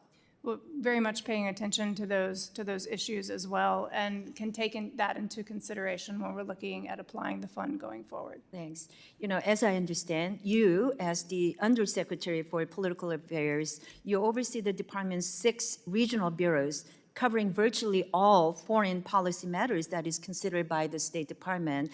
And at times, the Undersecretary will elevate a high-profile issue from a regional assistant secretary and lead on the matter directly. So I think this happened under President Bush, and your predecessor, Ambassador Nick Burns, led on Iran policy for the department. So do you intend to similarly lead on China policy during your tenure? And talk about what that might look like. All right, thank you, ma'am. Well, I'd just like to reiterate, I serve at the pleasure of the President and also the pleasure of the Secretary. I work very closely with Secretary Rubio and with Deputy Secretary Landau on issues that span around the world. So I really don't have anything to say in terms of specific target issues, except for that, as you noted, my responsibilities are global. And I'm here to support the Secretary and the Deputy Secretary as we address each of those issues. Thank you. Well, thank you. I yield back, Chairman. Recognized Representative Jayapal. Thank you, Mr. Chairman. Thank you for being here, Madam Undersecretary. In your confirmation hearing, you stated that China was trying to, quote, reshape the global order. In your opinion, is it in our national interest to have our American bilateral and multilateral relationships overtaken by China? I would disagree with the premise that they are. I'm just asking you, in your opinion, I assume the answer is no, that it's not in our interest, and I agree with you. But in fact, that is exactly what the Trump administration is allowing to happen with all the cuts to USAID funding. As we slash foreign assistance, China is stepping up its investments in the Silk Road for too many countries. It's becoming the only place to turn to backfill previous U.S. investments. And General Michael Langley, the commander of U.S. Africa Command, stated that China is, quote, trying to replicate specific USAID programs in Africa that the United States has cut, and that this trend has been seen globally. Madam Undersecretary, are you aware of how the USAID cuts and Trump's isolationism have what they've done to America's and China's respective global favorability? Congresswoman, I would disagree with the premise of multiple components of your statement. Do you know what's happened to U.S. favorability relative to China's favorability? In fact, we've had a great response in some of our countries that we're providing aid, that we're moving from a dependency relationship. Do you have any numbers for me? Well, I can tell you that we're continuing our PEPFAR life-saving I'm asking about programs. favorability. Are you aware that in January of 2024, a year before Trump came into office, the U.S. favorability rating was above 20 and China was in negative territory? And at the end of May, after just 5 months of Trump coming into office, China had a net favorability of 8.8 compared to negative 1.5 for the United States? Were you aware of that? I'm not sure what the sources of your numbers are. So you're not aware of that? I'm not aware of the sources of your numbers. Let me read you some statistics about how your administration's cuts will increase Chinese influence around the globe. Because of these cuts, Chinese investments in assistance programs will now surpass American investments in 40 more countries. China will now operate 16 more diplomatic posts abroad than the United States. And if the president's budget request is enacted into law and the U.S. fails to pay its UN-assessed contributions, China would actually be the biggest contributor to the UN regular budget and UN peacekeeping operations. Is this what making America great again means to you, ceding America's global leadership in the world to China? Congresswoman, at our funding currently, we remain the world's largest donor of aid. Next to the next 10 countries, we are still the greatest Madam Undersecretary, you may want to look at those statistics that I sent you and look at what these cuts mean. Would you agree that Mandarin language skills are a valuable tool for U.S. diplomats working on China and strategic competition issues? It's not a hard question, Madam Undersecretary. I'm still wondering if we're going to be able to respond to some of the other It's my statements. time, so you are welcome to send me a written response, but I'm asking you about Mandarin language skills. Do you think they're valuable? We have Mandarin language skills at the Department of State, yes. So you think they're valuable? Yes. And the department just fired over 1,300 staff to meet an arbitrary firing target. Do you know what % of the department's total Mandarin language capacity was lost in that RIF? Congresswoman, the reorganization was not arbitrary, nor was it haphazard. Do you know how many of the department's total Mandarin language capacity was lost in I'm the RIF. unaware of that. So you don't know even how we're staffing our relationship with China, and you're the Undersecretary of State for Political Affairs. Can you at least tell me if language skills, in this case Mandarin, weigh into the department's evaluation of individual staff that were RIF'd? Thank you, and thank you, Congresswoman, for that question. The Office of China Affairs falls under my purview. And you don't know how many, do you know how many people we have that speak Mandarin now? I'm responsible for the diplomacy that is conducted out of the Office of And you think diplomacy can China- be done without people that speak the skills? And also the embassy. And I have confidence in our training programs at the Department of State. Sounds like you're not really aware of what skills we have to actually build that relationship. Time has expired. Thank you, Mr. Chairman. I yield back. Representative Shreve is recognized. Thank you, Mr. Chairman, and thank you, Secretary Hooker, for sharing some time with us this morning. I represent part of Indiana, and I've been working on a problem that's certainly a problem back in my district, back in my state, but more broadly across our country and beyond. And it's a problem that's growing briskly related to scam centers, these industrial-sized scam centers, so many of which are anchored in Southeast Asia. Following the COVID crackdowns, some of the bad actors in China pivoted from these illegal casinos and standing up these massive industrial-sized scam centers. And of course, some of my constituents have been bilked out of money as a consequence of these. Last year, the reported losses were $125 billion, but these are chronically underreported because it's embarrassing when people are bilked out of money from these scam centers.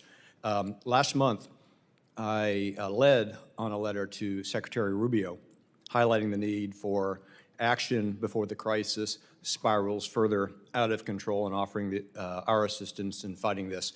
And I was thankfully joined by 23 other members of this committee in that letter to Secretary Rubio. So it's got broad recognition that this is a spiraling challenge, which should be made more so as AI makes it even harder to discern the real from the scamming. And so my question of you is simply, how is state working to address this transnational crime issue comprehensively? Thank you, Congressman, for that question. As I mentioned earlier, Secretary Rubio just attended the ASEAN Regional Forum in Kuala Lumpur. And this issue was a focus point of our conversations with allies and partners in the region and of ASEAN as a whole. In fact, in his conversation with Prime Minister Anwar of Malaysia and with his other bilateral engagements, he spoke specifically about this issue and the need to counter it. There's a consolidated, unified approach from ASEAN to deal with this. So we're going to work bilaterally with the countries where this is where these kind of scam centers are operating. We're going to work bilaterally with them and also work with ASEAN to address the issue. And very much appreciate your letter and your interest on this subject. Well, thank you for that. Are there additional statutory authorities that state is looking for to put more teeth into the toolkit that you've got to work with presently? I think that that's something that we can follow up with you on as we have these conversations in our bilateral relationships to see what else we might need. All right, I appreciate that very much. With that, Mr. Chairman, I yield back. Thank you, sir. Gentleman yields back. Chair recognizes Representative McBride. Thank you, Mr. Chairman. Thank you, Undersecretary Hooker, for being here today. I'd like to hone in on Secretary Rubio's decision to decimate the Bureau of Democracy, Human Rights, and Labor, or DRL. Most USAID programs and all but a handful of human rights programs have either ended or reportedly have been transferred to bureaus that lack the experience in this work. You just mentioned to Representative Jayapal that the reorganization, quote unquote, of the State Department was not haphazard, but you also told Ranking Member Meeks earlier today, as of right now, there's no plan for absorbing the work formerly done by DRL into the regional bureaus. You said a plan is, quote, in process. That does sound like a haphazard reorganization to me. Legal requirements for reporting to Congress on democracy and human rights programs have not been relaxed by law, yet many of the staff and systems to ensure compliance are gone. So I want to start, Madam Undersecretary, how many State Department staffers and contractors have you all fired that worked in the Bureau of Democracy, Human Rights, and Labor? I don't have that number in front of me right now, Congresswoman. So you don't have the number of folks that were in this bureau that presumably its work and they have been consolidated under your purview under the bureaus. You don't have a sense of how many remain? From the nature of your question, I think you're interested in understanding whether these functions are continuing in the bureaus, and I can assure you that the functions are continuing in the bureaus, whether it's for DRL, PRM, foreign assistance, our CT functions as well. Each of those functions are being integrated into the bureaus, each of the regional bureaus that I am responsible for. Well, to that point, if the work is still being done, I want to hone in then on the annual human rights reports, which are of great importance to human rights experts around the world. But going back to 2017, the latest that the country reports on human rights practices was published was April 22nd. It's now July 23rd, and we have yet to see this year's report. Can you explain this delay and when we should expect to see this year's annual required report? Thank you for that interest. I'm happy to look into it. I don't have an answer for you at the moment. I'll take that back. Happy to report back. Well, so it doesn't seem like the work of the Bureau of Democracy, Human Rights, and Labor is moving forward if they're not releasing reports in the same timely fashion that they did previously.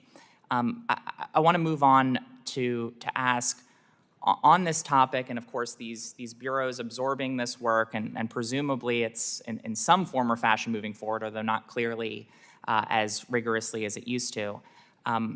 Since assuming your position, how many times have you convened regional bureaus to assess or discuss a major human rights challenge, or for that matter, any human rights issues? I convene the bureaus weekly to talk about whatever issues they're facing.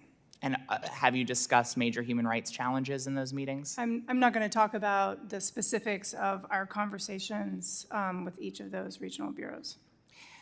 You know, I got to be honest, I appreciate you taking the time, but I just don't know what to make of these actions, or quite frankly, inactions by the administration.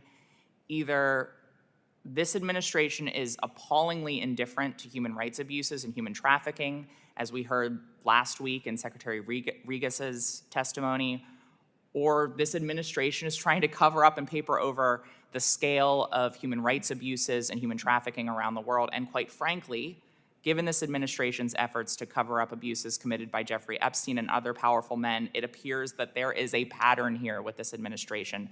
The powerful get to do what they want, whether it's powerful men here or strong men around the world, and this administration will cover for them, and it is deeply disturbing to me. And I hope that these regional bureaus under your leadership, because I believe that you personally want to do this work, I hope that this administration will fulfill its legal and moral obligation to report on, to investigate, and to hold other countries accountable for human rights abuses. And with that, Mr. Chairman, I yield back. Representative yields back. I would challenge anybody who has done more to stop trafficking into the United States of America than President Trump, objectively. Any side of the aisle. Nobody's done more to stop trafficking than President Trump from the people that were being drugged across the American border. Thank you, President Trump. Chair recognizes Representative Kane. Thank you, Mr. Chairman. And thank you, Undersecretary Hooker, for being here today. As we evaluate the work that is being done at the U.S. Department of State, it is vital that we understand how the reorganization will impact America's global health programs. I look forward to hearing how the State Department is continuing to implement its global health priorities. One of the key elements of the reorganization of the Department of State has been ensuring that regional bureaus play a more influential role in foreign assistance. Can you please clarify how that dynamic interplays with programmatic foreign assistance that requires centralized oversight, such as global health programming? Thank you, Congressman, for your question. As I'm sure you heard from Deputy Secretary Regas last week as well, the integration of USAID was complete on July 1st into the department. The goal of that was to make sure there is very strong oversight over each of those programs, making sure as well that our, as you said, our regional bureaus are able to implement foreign assistance that makes sense for their area of responsibility. One of the ways that we are ensuring these programs continue, those are life-saving programs, those are programs that are tailored to each of the region's needs and each of the region's objectives. One way we're doing that is bringing on 400 U.S. staff into the department, into the regional bureaus to implement those programs. About 300 of them are coming from USAID. Others are U.S. direct hires. Also overseas and our embassies, we're adding another 400 locally employed staff to operate and conduct and perform these programs as well. So the effort there is to make sure that the bureaus not only have the direct political oversight over each of the programs, but that they have the staff that are capable of conducting those programs as well. And as a follow-up to that, are the regional bureaus empowered to raise concerns such as health commodity stockouts or rising health security threats when they were made aware of such concerns? Yes, and again, a major objective of this reorganization is to make sure the bureau leadership are empowered, but also our ambassadors and our embassies overseas are empowered to address those issues as well. And could you share how the regional bureaus are structured so that they can coordinate with the other bureaus of the State Department that reside outside of the P family?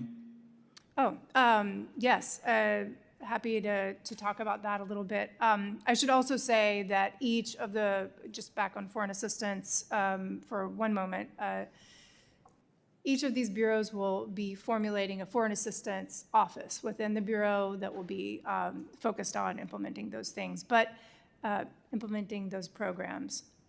But to your point, to your question about how functional offices will operate with regionals, as you know, there are additional undersecretaries that are meant to be in place, and our hope is that the ones that have been nominated and have been voted out of committee will be confirmed soon so that I can work with my colleagues at the undersecretary level. But I am working already with the senior bureau leadership in the department and also the acting undersecretaries for arms control, for economic affairs. Our structure is such that we can have lateral engagement. We don't have to just talk at the top as undersecretaries, but each of these functional offices has regular engagement with their regional bureau colleagues. And so how will this overall new structure of regional bureaus, Mike is following up on that answer a little bit, Okay. Ensure greater efficiency at the State Department? Thank you, Congressman. One of the main objectives of this reorganization was to eliminate the redundancies, and that's meant to make it more efficient, of course. If you have, let's just say you have a policy paper that needs to be coordinated within the department, if it's having to be cleared by multiple offices with similar functions, it's going to hold up the process of clearance. Maybe that policy doesn't get implemented in a time that makes it relevant to what's happening. You just have a slowing down of the overall policy process. So by eliminating those redundant offices, we're able to streamline the policy process, make sure the bureaus are able to implement, and as well as our embassies overseas. Thank you for being here today, and I yield back my time. Thank you, sir.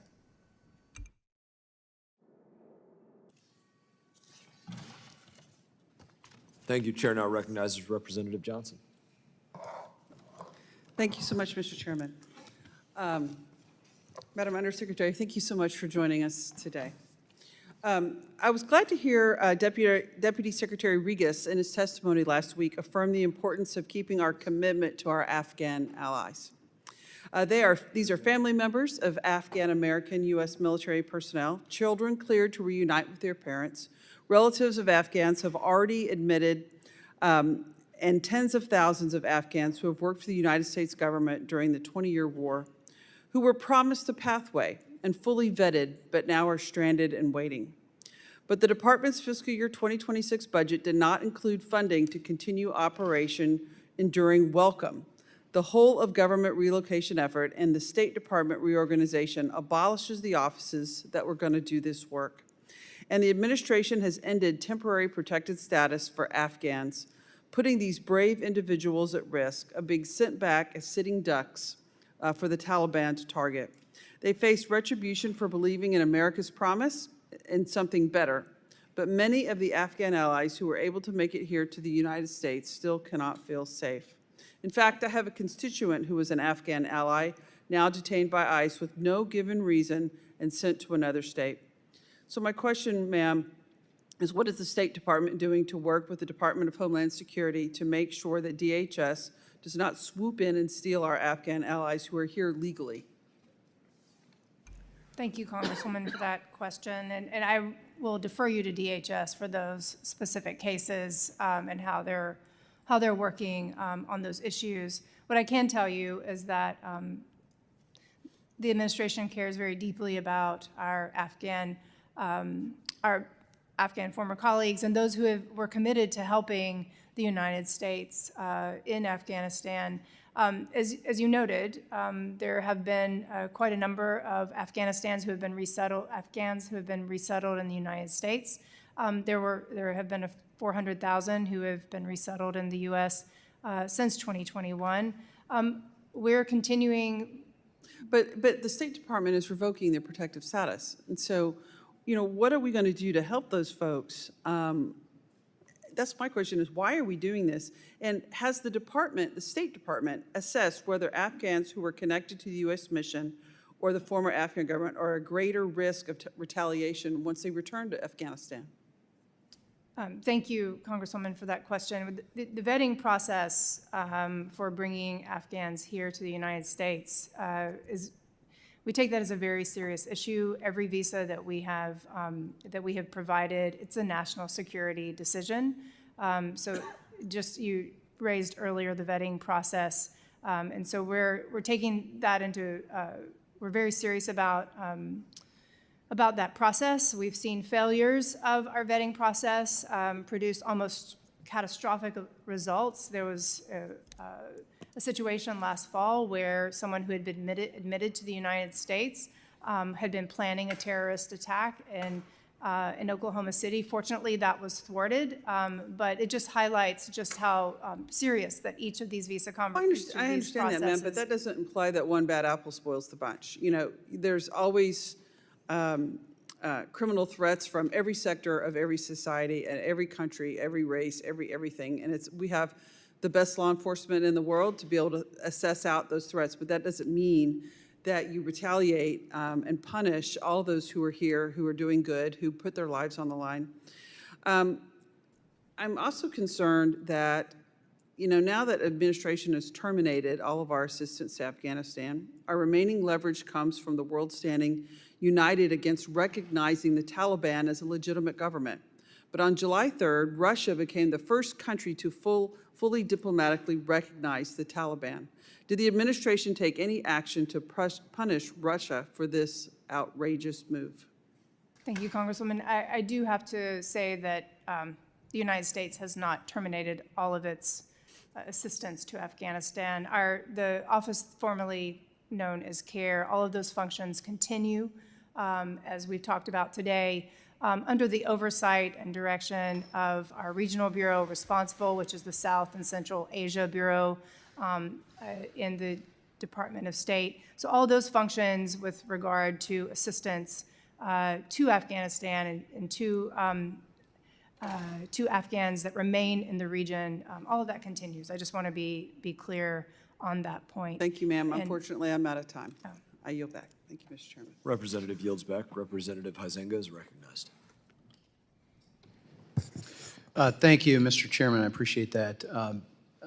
Undersecretary Hooker, earlier this year, Secretary Rubio engaged the Central African nations over their treatment of U.S. oil and gas companies. The Bank of Central Africa States continues to hold a very hostile view of how restoration funds are managed. These environmental restoration funds, paid for by American companies, should not be rated to shore up monetary reserves in Central Africa. According to the IMF's Balance of Payments and International Investment Position Manual, these restoration funds, by definition, cannot be used for foreign exchange reserves. In an effort to protect American investment in the region, I introduced the Central African Exploitation and Manipulation of American Companies, or CMAC Act, instructing the United States to oppose any effort by the IMF related to the CMAC countries until the IMF issues guidance regarding the status of American companies' restoration funds being held in escrow. Will you commit to working with the Department of Treasury to support the U.S. industry's proposal and report back to me on the progress? Thank you, Congressman, for that question. I am not familiar with that issue, so I am happy to take that back and consult with Treasury and work with you on that issue. Are you aware of any of those issues with the central bank? I am, to be honest with you, I am not aware of those specific issues, but I will take that back. I will become very aware of it and make sure we get to work with you on that. Please do. All right, and as chairman of the newly created South and Central Asia Subcommittee, it's not a newly, well, I guess it sort of was a newly created. We decided to follow the State Department's delineations on those things. But as chair of that South and Central Asia Subcommittee, I've been actively engaged in dialogues with regional partners on China's rapid expansion of port access through its Maritime Belt and Road Initiative, especially in the Indian Ocean, which is central to global trade and home to essential choke points. I'm also aware of the String of Pearls strategy, in which the CCP is attempting to encircle India through a network of military and commercial facilities extending from mainland China to the Horn of Africa. What actions has the department taken to counter the Belt and Road Initiative in the region and cement U.S. and allied dominance in the Indian Ocean? Thank you, Congressman, for that question.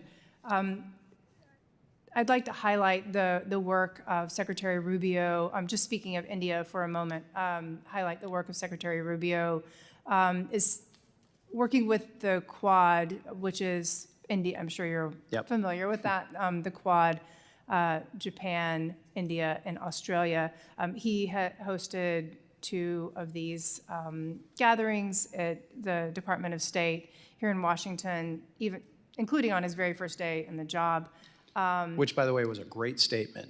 We recently, Chair Young Kim and I hosted the ambassadors recently, and it's been a very good statement, I think, of solidarity. So great. And so on July 1st, we had another one of those meetings at the department. And I just mentioned that because the Quad is a key forum for countering China's efforts in the region, whether in the Indo-Pacific in general, but also specifically to the areas that you've mentioned. We have, just to focus on the Quad for a moment because of its great importance, the efforts under Secretary Rubio to streamline and really highlight specific areas of cooperation where we can, as Quad nations, cooperate on issues that touch on China. Mainly, I think in addition to ports issues, supply chain issues, which I'm sure you're also very aware of. These have been highlighted as areas where we can cooperate together in addition to the kinds of things you've mentioned. Right, and in my final 45 seconds here, I want to quickly get to this, and we may need to get this in writing from you as well.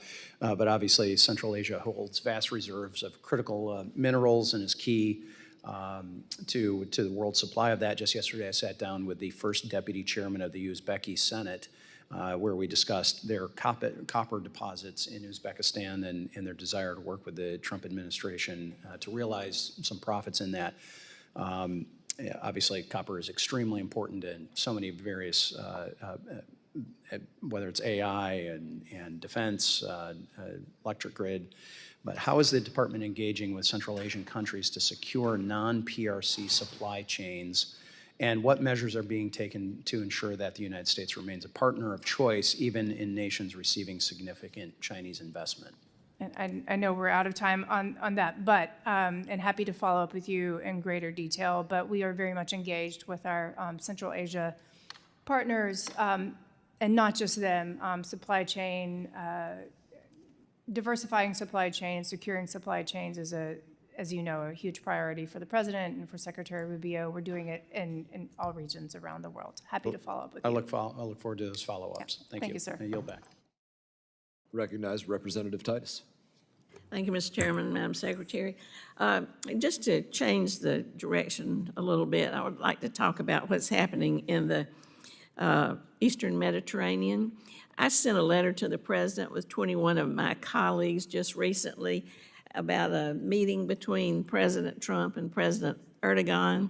This came as he was having a number of phone calls, and we anticipated a meeting. I wanted to ask we wanted to ask the President to bring up certain topics that are important, both with our relations to Turkey and with Turkey's relations to Greece and other countries in the area, whether it's the missile incursions or it's the airspace or the water rights or the F-35s, all of those things we wanted to hear about. We got a letter back, but after there was a meeting and it was just kind of pablum, it was just boilerplate. I have the letter that we sent. I'd like to ask unanimous consent to enter it into the record, Mr. Chairman, so you can see more detail about what we were asking about. So we sent the letter, we got back some boilerplate answer that didn't really answer anything, wasn't worth the paper it was written on. And then we find out that a meeting did take place. It was on the sidelines of the NATO summit. It finally happened after the phone calls, and so we reached out to the State Department asking for a briefing about what occurred because there was no readout, and we didn't know what went on in that meeting except we heard something from Erdogan's office saying everything was great and there was positive movement on the F-35s. So we didn't get any information back from the department. You circumvented our attempts to do oversight. Meantime, the president's saying this is the most transparent administration you've ever seen. So now I'm fortunate to have you here before us, so maybe we can get an answer. I'd like to ask you what happened at that meeting between the president and President Erdogan. Thank you, Congresswoman, and thank you for your letter. I have not seen your letter, but I look forward to seeing it since it's been put into the record. I am not able to speak to the specifics of what was spoken at those meetings. As you know, those meetings are bilateral engagements, are the very specific issues are confidential. But I can say our policy on the F-35 program, on Turkey, and that issue have not changed. As long as Turkey has their S-400 program, we're not able to move forward with the F-35 program. Well, that part's reassuring, so that's one of the things we addressed. But if you'll look at that letter and maybe get back to us on some of the other things that we're concerned about, because Turkey is not a very reliable ally in a number of areas, and this is such an important geopolitical area right now with Israel, with Cyprus, with Greece, with Turkey, that I think we need to be more informed about it, and it's your office as well. I want to go back to the RIF issue, too.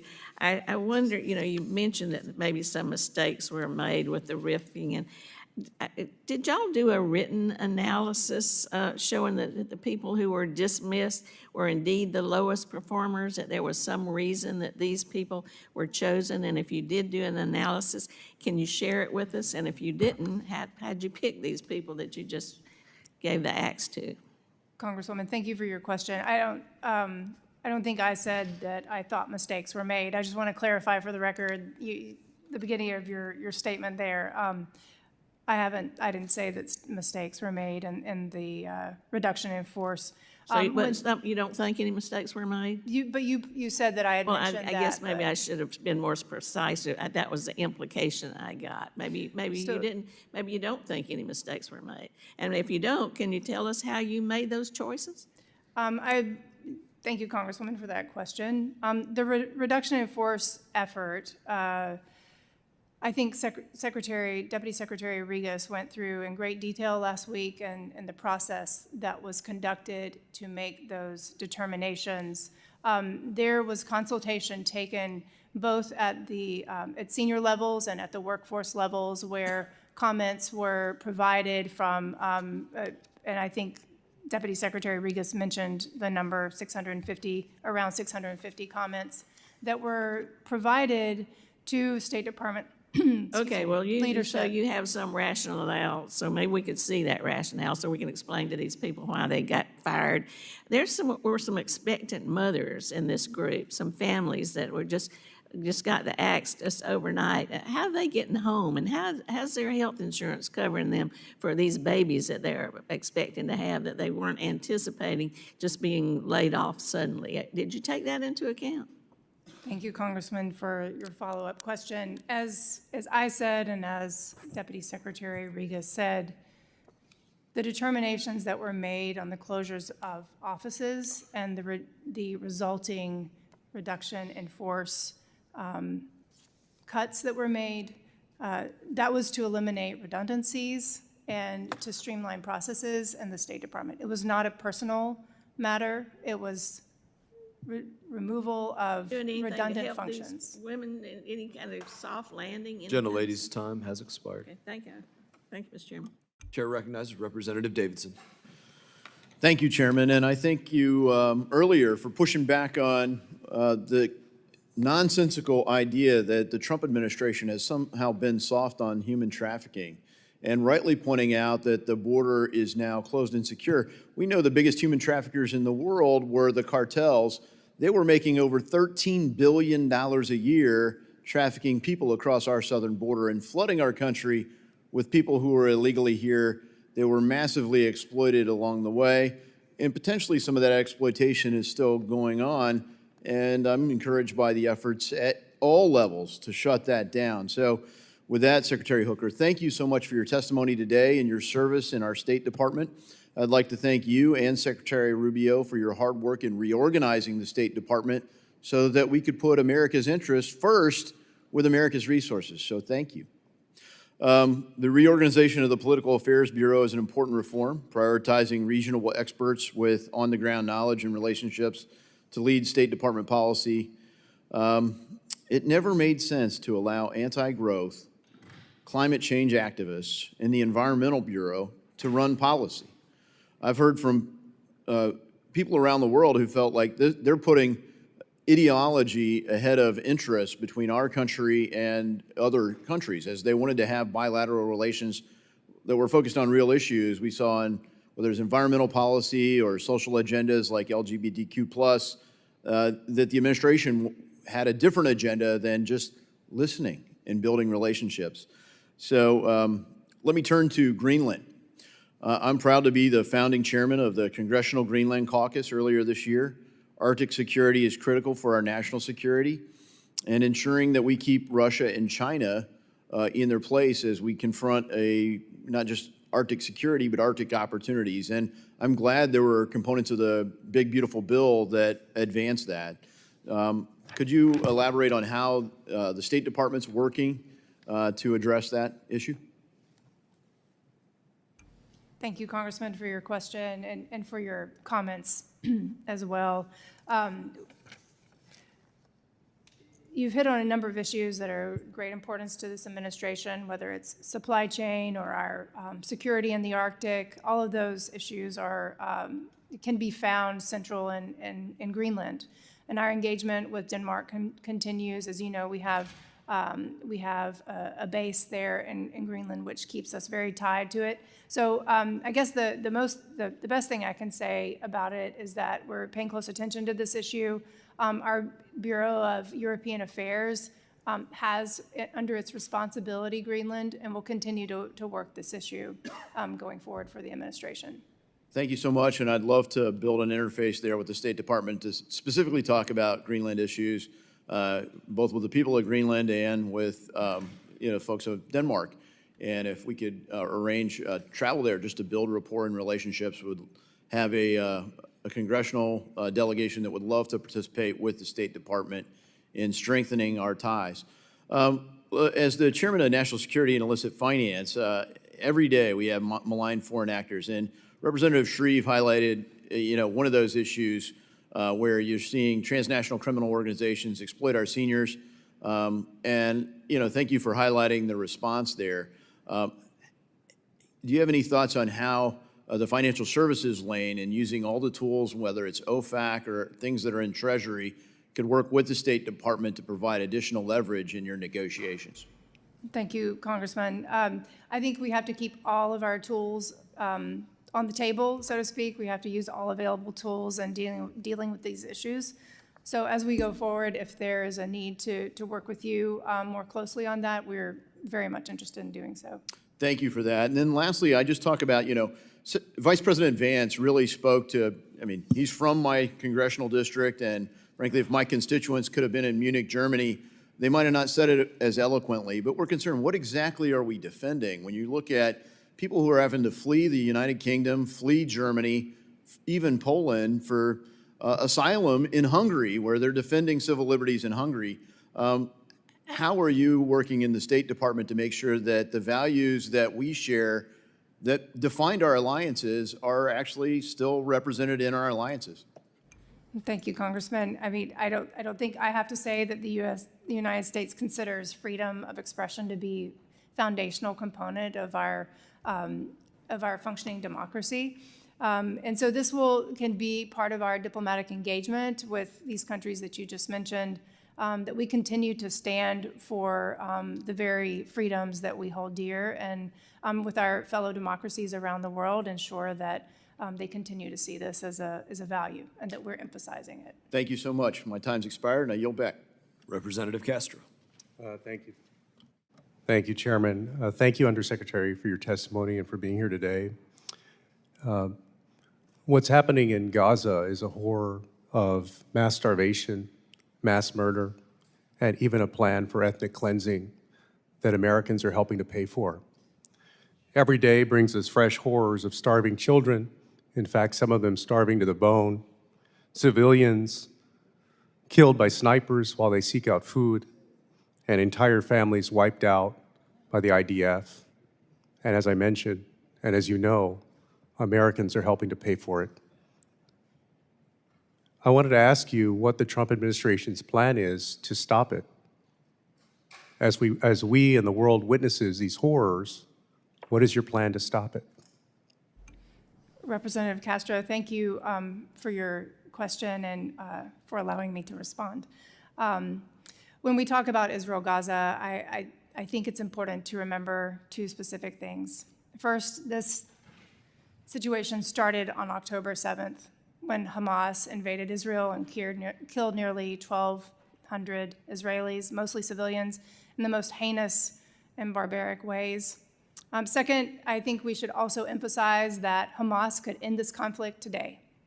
It could put down their arms, they could return the hostages. But certainly you're not Hamas suggesting, hold on, I'm going to reclaim my time for a second. You're not suggesting that those 5- and 6-year-old kids have any control over what Hamas does, are you? In fact, those folks, the people who make up Hamas, many of them are hidden away in tunnels or out of Gaza and are not the ones who are being subjected to these bombs and missiles and starvation and so forth. What I was going to say, Congressman, was that we mourn the loss of any civilian life, whether that's Israeli, Palestinian, whomever. And that's why we're focused on achieving a ceasefire. It's the laser focus of President Trump and of this administration. Well, Undersecretary, I guess I want to tell you, just for a second, I want to tell you when Anthony Blinken sat where you're sitting in December, I believe, I told him that I was disappointed with how the Biden administration approached this and that we didn't do enough during that time to stop these horrors. And I will say the same thing to you as part of the Trump administration, that our government is not doing enough. We have all on this dais called out Hamas for the horrors of October 7th. We have labeled them even before this as terrorists and penalized nations or anyone who has associated with them. But what actions have we taken against Benjamin Netanyahu's government for the horrors that they've committed?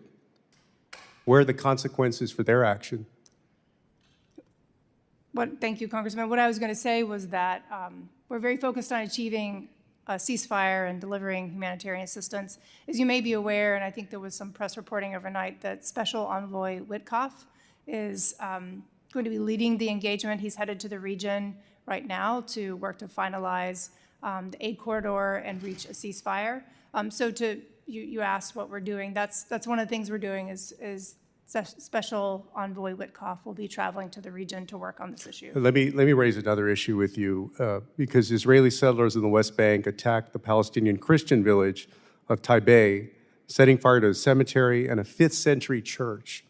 U.S. Ambassador to Israel, Mike Huckabee, who's been a very strong supporter of Israel, called the attack, quote, an act of terror, and that they should be, quote, found and prosecuted, not just reprimanded, unquote. He similarly described the lynching of Palestinian American from Tampa, Florida, Saifollah Musalat, by Israeli settlers in the West Bank as, quote, a criminal and terrorist act. That's 2 acts of terrorism within weeks by the same group of people, Israeli settlers in the West Bank. I want to ask you, will the United States be pursuing independent investigations into these terrorist attacks by Israeli settlers? Thank you, Congressman. I understand that the IDF is investigating incidents. Will the United States government launch an investigation into these attacks? And as I said, Special Envoy Witkoff is traveling to the region, and it's very much in President Trump's interests and his objective to reach stability in the region.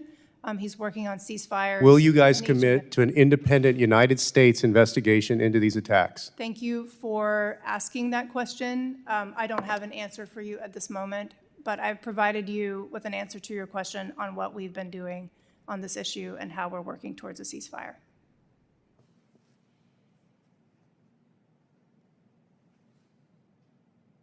I yield back. Thank you. Gentleman yields back. Representative Perry is recognized. Thank you, Mr. Chairman. Secretary Hooker, over here.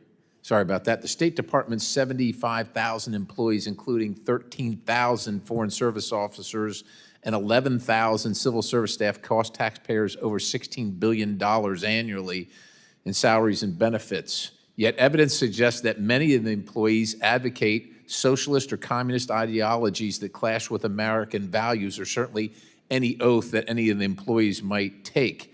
A 2024 whistleblower report from the Bureau of European and Eurasian Affairs revealed diplomats praising collectivist policies in meeting with EU counterparts, undermining our free market stance. Are we going to continue funding a diplomatic corps that seems more aligned with Marx than Madison? And I'm serious about that. Like, what is the plan here? Does the department even recognize this as an issue? And I'm not talking about restricting the exercise of free thought or free speech, but if we're going to have people in our State Department advocating for the policies and beliefs of our adversaries, I think that's problematic. So that's a serious question to you. Thank you, Congressman, for your question. I'm just going to refer to the reorg for a moment, but Okay. it's in line with answering your question, and that is, as I've said, the reorganization is meant to bring the power over foreign policy back into the bureaus, but underneath senior bureau leadership that is aligned with this administration. And so under the leadership of not just myself, but the heads of those bureaus, and of course, Secretary Rubio, I'm confident that we'll be able to operate as a democracy and operate on these foreign policy objectives that the president has laid out. And I appreciate that. And again, we're not asking for fealty to an individual, but I think many of us are frustrated over time with the State Department that seems to be antithetical to the values of the country and the citizens it supports. And you know, as an example here, the department's 2022 Equity Action Plan costing $12 million last year, projected at $15 million for FY26, promotes DEI initiatives that prioritize identity over merit, mirroring socialist frameworks. A 2023 internal survey showed 62% of Foreign Service officers supported policies like wealth taxes or nationalized industries those ideas are just rejected by Americans. And Furthermore, let's see here. Here's a true story. In 2024, a whistleblower in the Bureau of Democracy, Human Rights, and Labor revealed a clique of employees circulating a petition to soften sanctions on Cuba, citing humanitarian concerns while ignoring Havana's repression. The petition, signed by 22 staff members, was exposed by a Freedom of Information Act request. Again, we just prefer people that are loyal to the United States of America. I mean, Ana Montes is cooling her heels in a prison for being the most prolific operative working inside the United States of America, yet promoting Cuban communist policies. We simply can't have that. So I understand there's a reorganization going on, but if you can elucidate for us any of the policies in that reorganization that would kind of get a gauge on loyalty to the Constitution of the United States of America. For instance, do employees take an oath regarding their loyalty to the Constitution of the United States of America? Each employee of the Department of State takes an oath when they begin their service to the Constitution. I did too, when I started all right. on June 5th. And so, it's the same oath. and so if employees of the State Department then advocate for the Communist Party of Cuba, is that seen as a violation, or will that be seen moving forward as a violation of that oath? Thank you, Congressman, for that question. I work every day with absolutely fabulous colleagues in the Department of State, Foreign Service, Civil Service, other staff in the department. And I appreciate your concerns, and thank you for highlighting each of those issues. I will work with my colleagues in the Management Bureau to see how we might be able to address this if it arises as a problem going I appreciate forward. your time, and I didn't mean to cut you off, but I just want to close here before the chairman has to cut me off.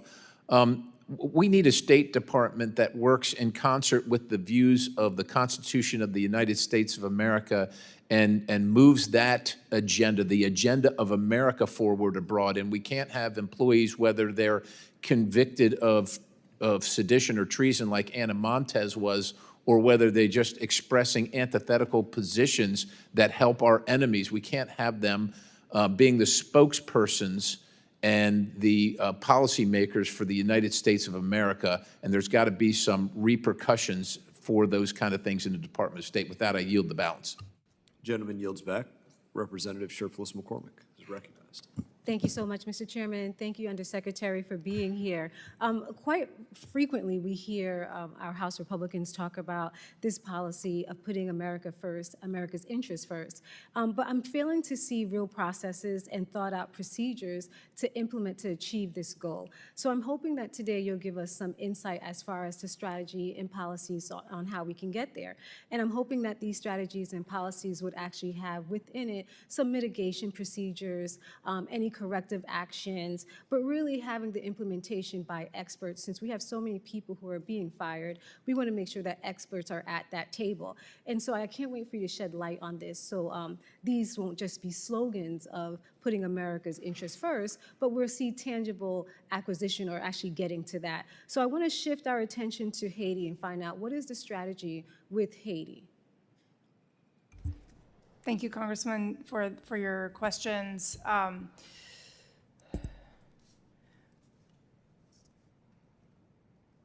With the empowerment of each of the regional bureaus, I'm just trying to edit what I've repeated and what you've heard me said about the reorganization. You've heard me say how it's empowered each of the regional bureaus and our embassies overseas. What that does is it allows each bureau and their area of responsibility. Well, specifically, I wanted to hear about Haiti, because Haiti's a unique situation, especially in the region. And right now, the Office of Haitian Affairs is eliminated. So I wanted to hear what is the strategy behind eliminating it, especially since it's such a huge crisis for the entire Western Hemisphere, and there is a significant amount of guns which are coming from the United States into Haiti and drugs that are going throughout the entire Caribbean. So it seems to me that eliminating the Office of Haitian Affairs would be contrary to the goal of actually containing and controlling this region. So what is the strategy behind eliminating it in this climate? I apologize, Congresswoman, I misunderstood the end of your question. I apologize for that. The Bureau of Western Hemisphere Affairs is responsible for Haiti. So it's not that our focus on Haiti has changed. We're, assure you, very focused on Haiti. Haiti had an Office of Haitian Affairs, specifically because of the uniqueness of what's going on in Haiti. Right now, Haiti is in crisis mode. And in this crisis mode, what we're finding is that you guys are eliminating the office. And the elimination of the office seems contrary to what is needed at this present moment. So could you please expand on what is the strategy for success in Haiti in its crisis situation, which is so close to South Florida, which is actually affecting the United States every single day? What is the strategy behind? So the elimination of the Office of Haiti Affairs does not mean that the function of overseeing Haiti issues has been eliminated. The department, Secretary Rubio has assigned Ambassador Henry Wooster who is now Chargé d'Affaires in Haiti, to evaluate the situation in Haiti in a whole of government approach. Okay, so and so that's the strategy. I'm sorry, so there that's the wasn't strategy a strategy in place before. It was just eliminate it and then think through it and create a strategy, because you're saying he's going to be analyzing it, but there was no current strategy before implementation. He has analyzed it. So what He's is been the working on this strategy? issue for the past month. The strategy was to continue to work on Haiti affairs with the Bureau of Western Hemisphere Affairs, focused on Haiti, and Ambassador Wooster has been assigned to work in a whole of government approach on So the with issues closing of the actual, of that office, will the personnel be shifting also? Will it have the same attention, same personnel, the experts? It has the same attention for sure. The functions of the Office of Haiti Affairs have been absorbed into the full bureau, and these functions are continuing. So why close that office and leave other offices, such as the office on Cuba? Why close this office and have it absorbed into Western Hemisphere? The Western Hemisphere, most of those countries aren't having the same issues, and that's why traditionally it has its own office. Why do that? All of these functions are being covered.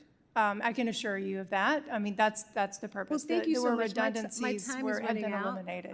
My time's running out, and I thank you so much for being here today, but I'm afraid that I hear a lot about making America's priorities first, but as I said, it's looking more and more like a slogan, because we're not seeing real policies, real strategy, real implementation. We're seeing these haphazard ideas of closing the Haitian Affairs Office when right now we so desperately need the attention for that office. I'm not hearing about the personnel, the experts who will be continuing the work that is done in Haiti. I'm hearing more about, well, we just closed or eliminated the office, and now we're going to analyze to make sure we have everything going forward. That forethought should have been there in the beginning, so we can guarantee that we won't see any kind of issues. But what we've been seeing consistently have been issue after issue, lack of forethought, lack of experts, lack of mitigation processes when they do find an issue, and also lack of corrective actions. So going forward, I would love to be able to work with the administration so we can put these procedures in place so we can actually attain that reality of having policies that strengthen the United States while edifying our allies. Thank you, and I yield back. I don't think you had much time to yield back, but thank you for relinquishing the microphone. I'm now going to recognize myself for 5 minutes of questioning. In my opening remarks, I used the term outcome a couple times. And I think that's one of the most important things to recognize about what's been lacking with the State Department and what needs to be the focus of the State Department. State Department is not a think tank. It's also not the Department of Defense. We don't have people in uniforms in the same way. But it is lacking some of the important things that the Department of Defense has. As I mentioned, a very clear hierarchy, a very clear structure that people follow in the same way. That has been lacking in the State Department. And I believe the measurable outcomes, again, have been lacking in the same way.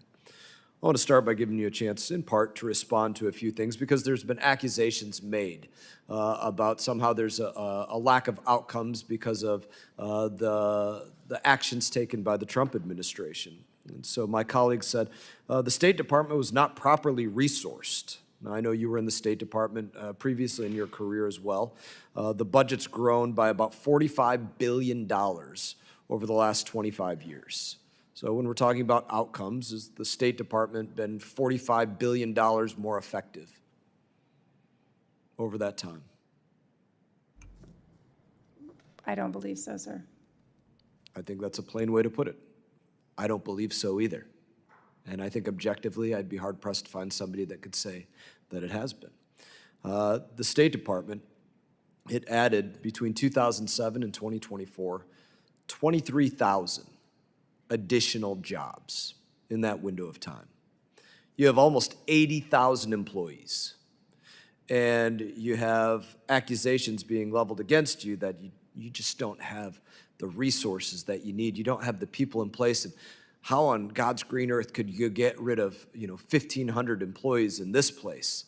Well, again, we have to look at the outcomes of what was taking place. We are not a jobs program. The State Department is not. It has to be measured in outcomes. And so given that you have almost 80,000 employees, are you properly resourced, or are you lacking? Do you need to be at 90,000? Thank you, Congressman. I would like to just respond by saying, as you alluded to in your opening statement, that reorganization has been necessary for a long time. And as I said, multiple administrations have tried and failed to do that. The Trump administration, under President Trump's leadership, under Secretary Rubio, has taken a very bold step to eliminate the redundant offices, to eliminate the redundant roles that were being played out under the previous structure, and with, as you said, an amount of employees and with the budget that could be streamlined. And so definitely the Secretary has taken steps to do that.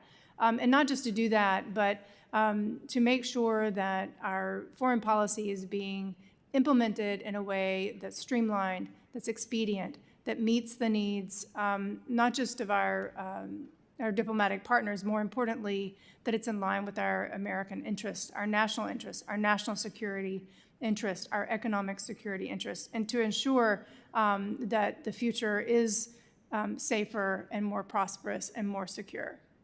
I thank you for those respective outcomes that you're seeking. Those are all worthy outcomes that I believe in. I wouldn't say that seeking a set number of employees is a worthy outcome. That's not a metric that I think the State Department should care about, whether it has 80,000 or whether it has 78,500. Doesn't matter. What matters are the outcomes that are achieved, and the fact of the matter is, under the Biden administration, it wasn't one or two incidents, as one of my colleagues put it, of, well, there might have been some drag shows in Ecuador, there might have been some expanded atheism in Nepal, or there might have been some little bit of transgender here. It was systemic across every continent, every country, prioritized to use the State Department for social experimentation and virtue signaling instead of measurable outcomes that made America the partner of choice, real diplomacy. And I applaud the work that's going on in the State Department to return it to what it needs to do, which is make sure that the policies being put in place are putting the United States of America first. And I'll just close my questioning by saying, I believe you put the United States of America first with the State Department by always asking the questions. What does America need from a country or region? What does that country or region want from the United States of America? And if we choose to provide something, whether it's PEPFAR or anything else, or an aid program, or, God forbid, a transgender job fair or something else stupid like that, does it get the United States of America what it needs? Because if it doesn't, then somehow we were talking past one another. We didn't have the right conversation. And I want to ensure that you have the right conversations to get this country what it needs. I guess I'm yielding my time. I don't have any more time left. I don't know that I can yield it back to myself. I don't know that that's a real thing. But I'm going to now recognize Representative Stanton nonetheless. Thank you very much, Mr. Chairman. In the diplomatic arena, we are ceding ground to China. This administration is cutting staff, haphazardly restructuring the State Department without congressional input, and proposing steep funding cuts. These are policy choices that create a vacuum of power, and China is taking notice. I'm open to having a real conversation about necessary changes to our foreign policy apparatus. But we cannot say that we are serious about competing with China when our restructuring means cutting 1,300 employees and rescinding almost $9 billion in spending on foreign affairs, while China has proposed an 8.4% increase in their diplomatic budget. Closing the office that has coordinated the diplomatic response to China's aggression in the South China Sea, and closing the Office of Security and Transnational Affairs in the Bureau of South and Central Asian Affairs, which had specific expertise in countering China's assertiveness in the region. Undersecretary Hooker, is it true that the East Asia Pacific Bureau's Multilateral Affairs Office was scrapped in the reorganization? That office has been eliminated, and its functions have been integrated into the rest of the offices in the Bureau of East Asia and Pacific Affairs. Is it true that the entire team that had prepped Secretary Rubio for his meetings in Malaysia as part of the Association of South Asian Nations were fired while the Secretary was in meetings that they had planned? As I mentioned, that office was eliminated, and the staff that were staffing that office were also eliminated. I would also like to point out that the efforts to move forward with the reorganization began on May 29th when Secretary Rubio notified Congress, and of course were held up for months by the court cases. Is there anyone in Washington, D.C. at the State Department in charge of leading engagement with ASEAN, the Pacific Island Forum, the Asia Summit, or the Asia Pacific Economic Cooperation? Yes, sir. There are staff and officers in the Bureau of East Asia and Pacific Affairs that are responsible for each of those engagements. Undersecretary Hooker, Secretary Rubio has consistently said that China is the geopolitical challenge we face. It is the greatest geopolitical challenge that we face, and we need people in the department that can face directly that threat. That requires Mandarin language skills and an understanding of Chinese culture. To follow up on my colleague's earlier questions about laying off Mandarin speakers, of the Mandarin speakers who were RIF'd, how many received language training funded by the Department of State? Sir, I don't have those numbers in front of me, but I can assure you, as I would Representative Jay Paul if she were still here, that we do continue to have Mandarin speakers. Some of them are on my staff and are sitting behind me. What was the average cost per person of the department's investment in Mandarin language training for those staff? I am happy to look into those figures for you. That is something that I do not have under my purview, but I can work with you to get those numbers back to you from the Bureau of Management. How long on average does it take to replace a Mandarin-speaking Chinese specialized staff member from recruitment to deployment? Thank you for your question, sir. I'm happy to look into that. I know, as I said, we still have Mandarin capability in the department and out in the field, and I don't know how long each of those individuals have spent learning the language. What % of the department's total Mandarin language capacity was lost in this RIF? So thank you for your questions. Happy to look into all of these questions, all the answers to these questions. But I do want to underscore that the functions of the offices that have been eliminated continue. I also want to underscore the expertise that we maintain in the department. 1,300, not quite that number, almost 1,300 talented individuals who had served their country very well, and we appreciate their service, were affected by the reduction in force. It doesn't mean that we don't respect them for that, but we have been engaged in this reform in order to make our foreign policy more effective, more nimble. Thank you, sir. Undersecretary Hooker, your answers have not convinced me that this administration fully grasps or even has a plan to mitigate the damage it has done with its haphazard reorganization to one of the most useful language skills we absolutely need in our diplomatic corps. We are facing a critical moment right now with the Chinese challenge to the United States. We cannot afford to give up ownership in this critical arena. I yield back. Gentleman yields back. We've reached the end of our question period for this time. I would like to yield to the gentleman for any closing statement that the minority may have. I'd like to make a statement on behalf of the Ranking Member Meeks. Secretary Hooker, you served our nation as a national security professional for more than 20 years. Your expertise on the Korean Peninsula, nonproliferation, and the Indo-Pacific has helped advance American interests on the global stage. Your public service is appreciated.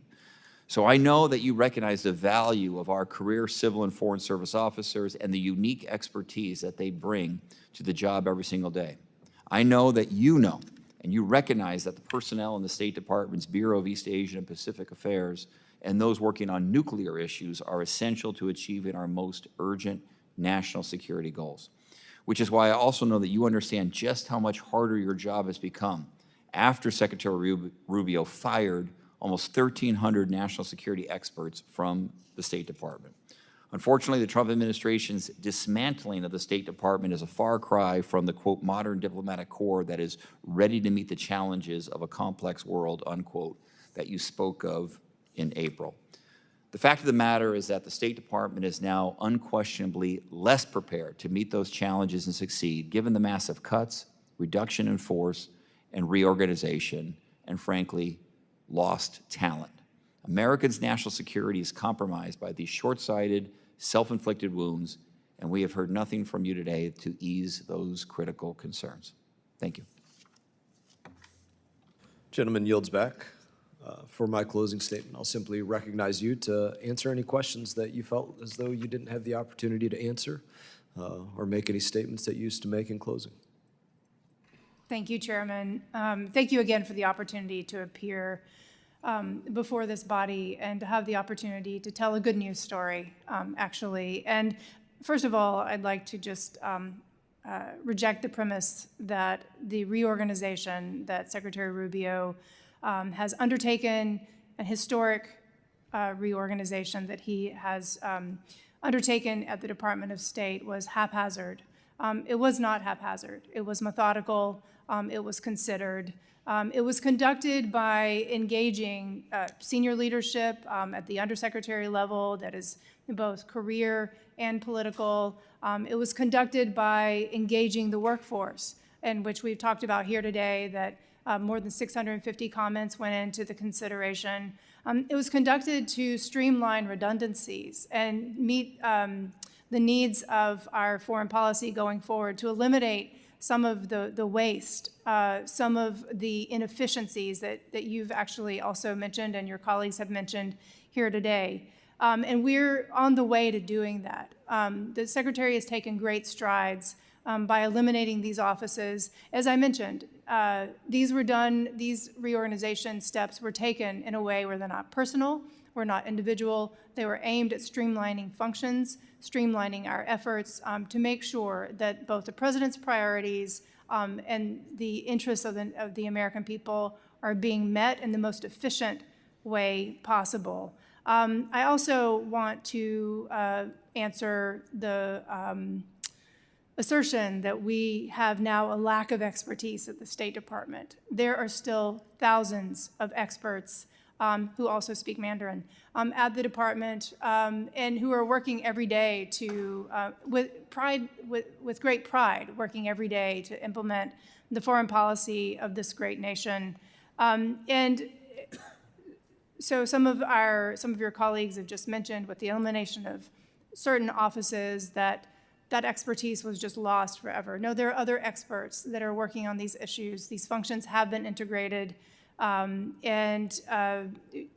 I said, I commit to working with this body to answer some of the questions that you've raised today that maybe I didn't have the answers in front of me, but it'd be my great honor to do that, as it is my great honor to return to the State Department in this role to serve President Trump and to serve Secretary Rubio. And with that, sir, I'd just like to say thank you very much. Thank you for your testimony today. Thank you for your comments. I think saying not haphazard is a perfect way to place this. I spent a lot of time kicking in doors, kicking in doors. It was rapid, it was violent, there were risks, but it was necessary. But being all of those things, it was the farthest thing from haphazard. It was something that needed to take place, and there were some real doors that needed to be kicked in at the State Department, and I thank Secretary Rubio for everything he's undertaken to do that, and I thank you for your lane in that as well. Pursuant to committee rules, maybe one more, hold on, got to find the right page. All right, I thank you for your valuable testimony today. I thank all members for their questions. Members of this committee may have some additional questions for you, Undersecretary, and they will ask you to respond to those in writing. Pursuant to committee rules, all members may have 5 days to submit those statements, questions, and extraneous materials for the record, subject to length limitations, and without objection, this committee stands adjourned.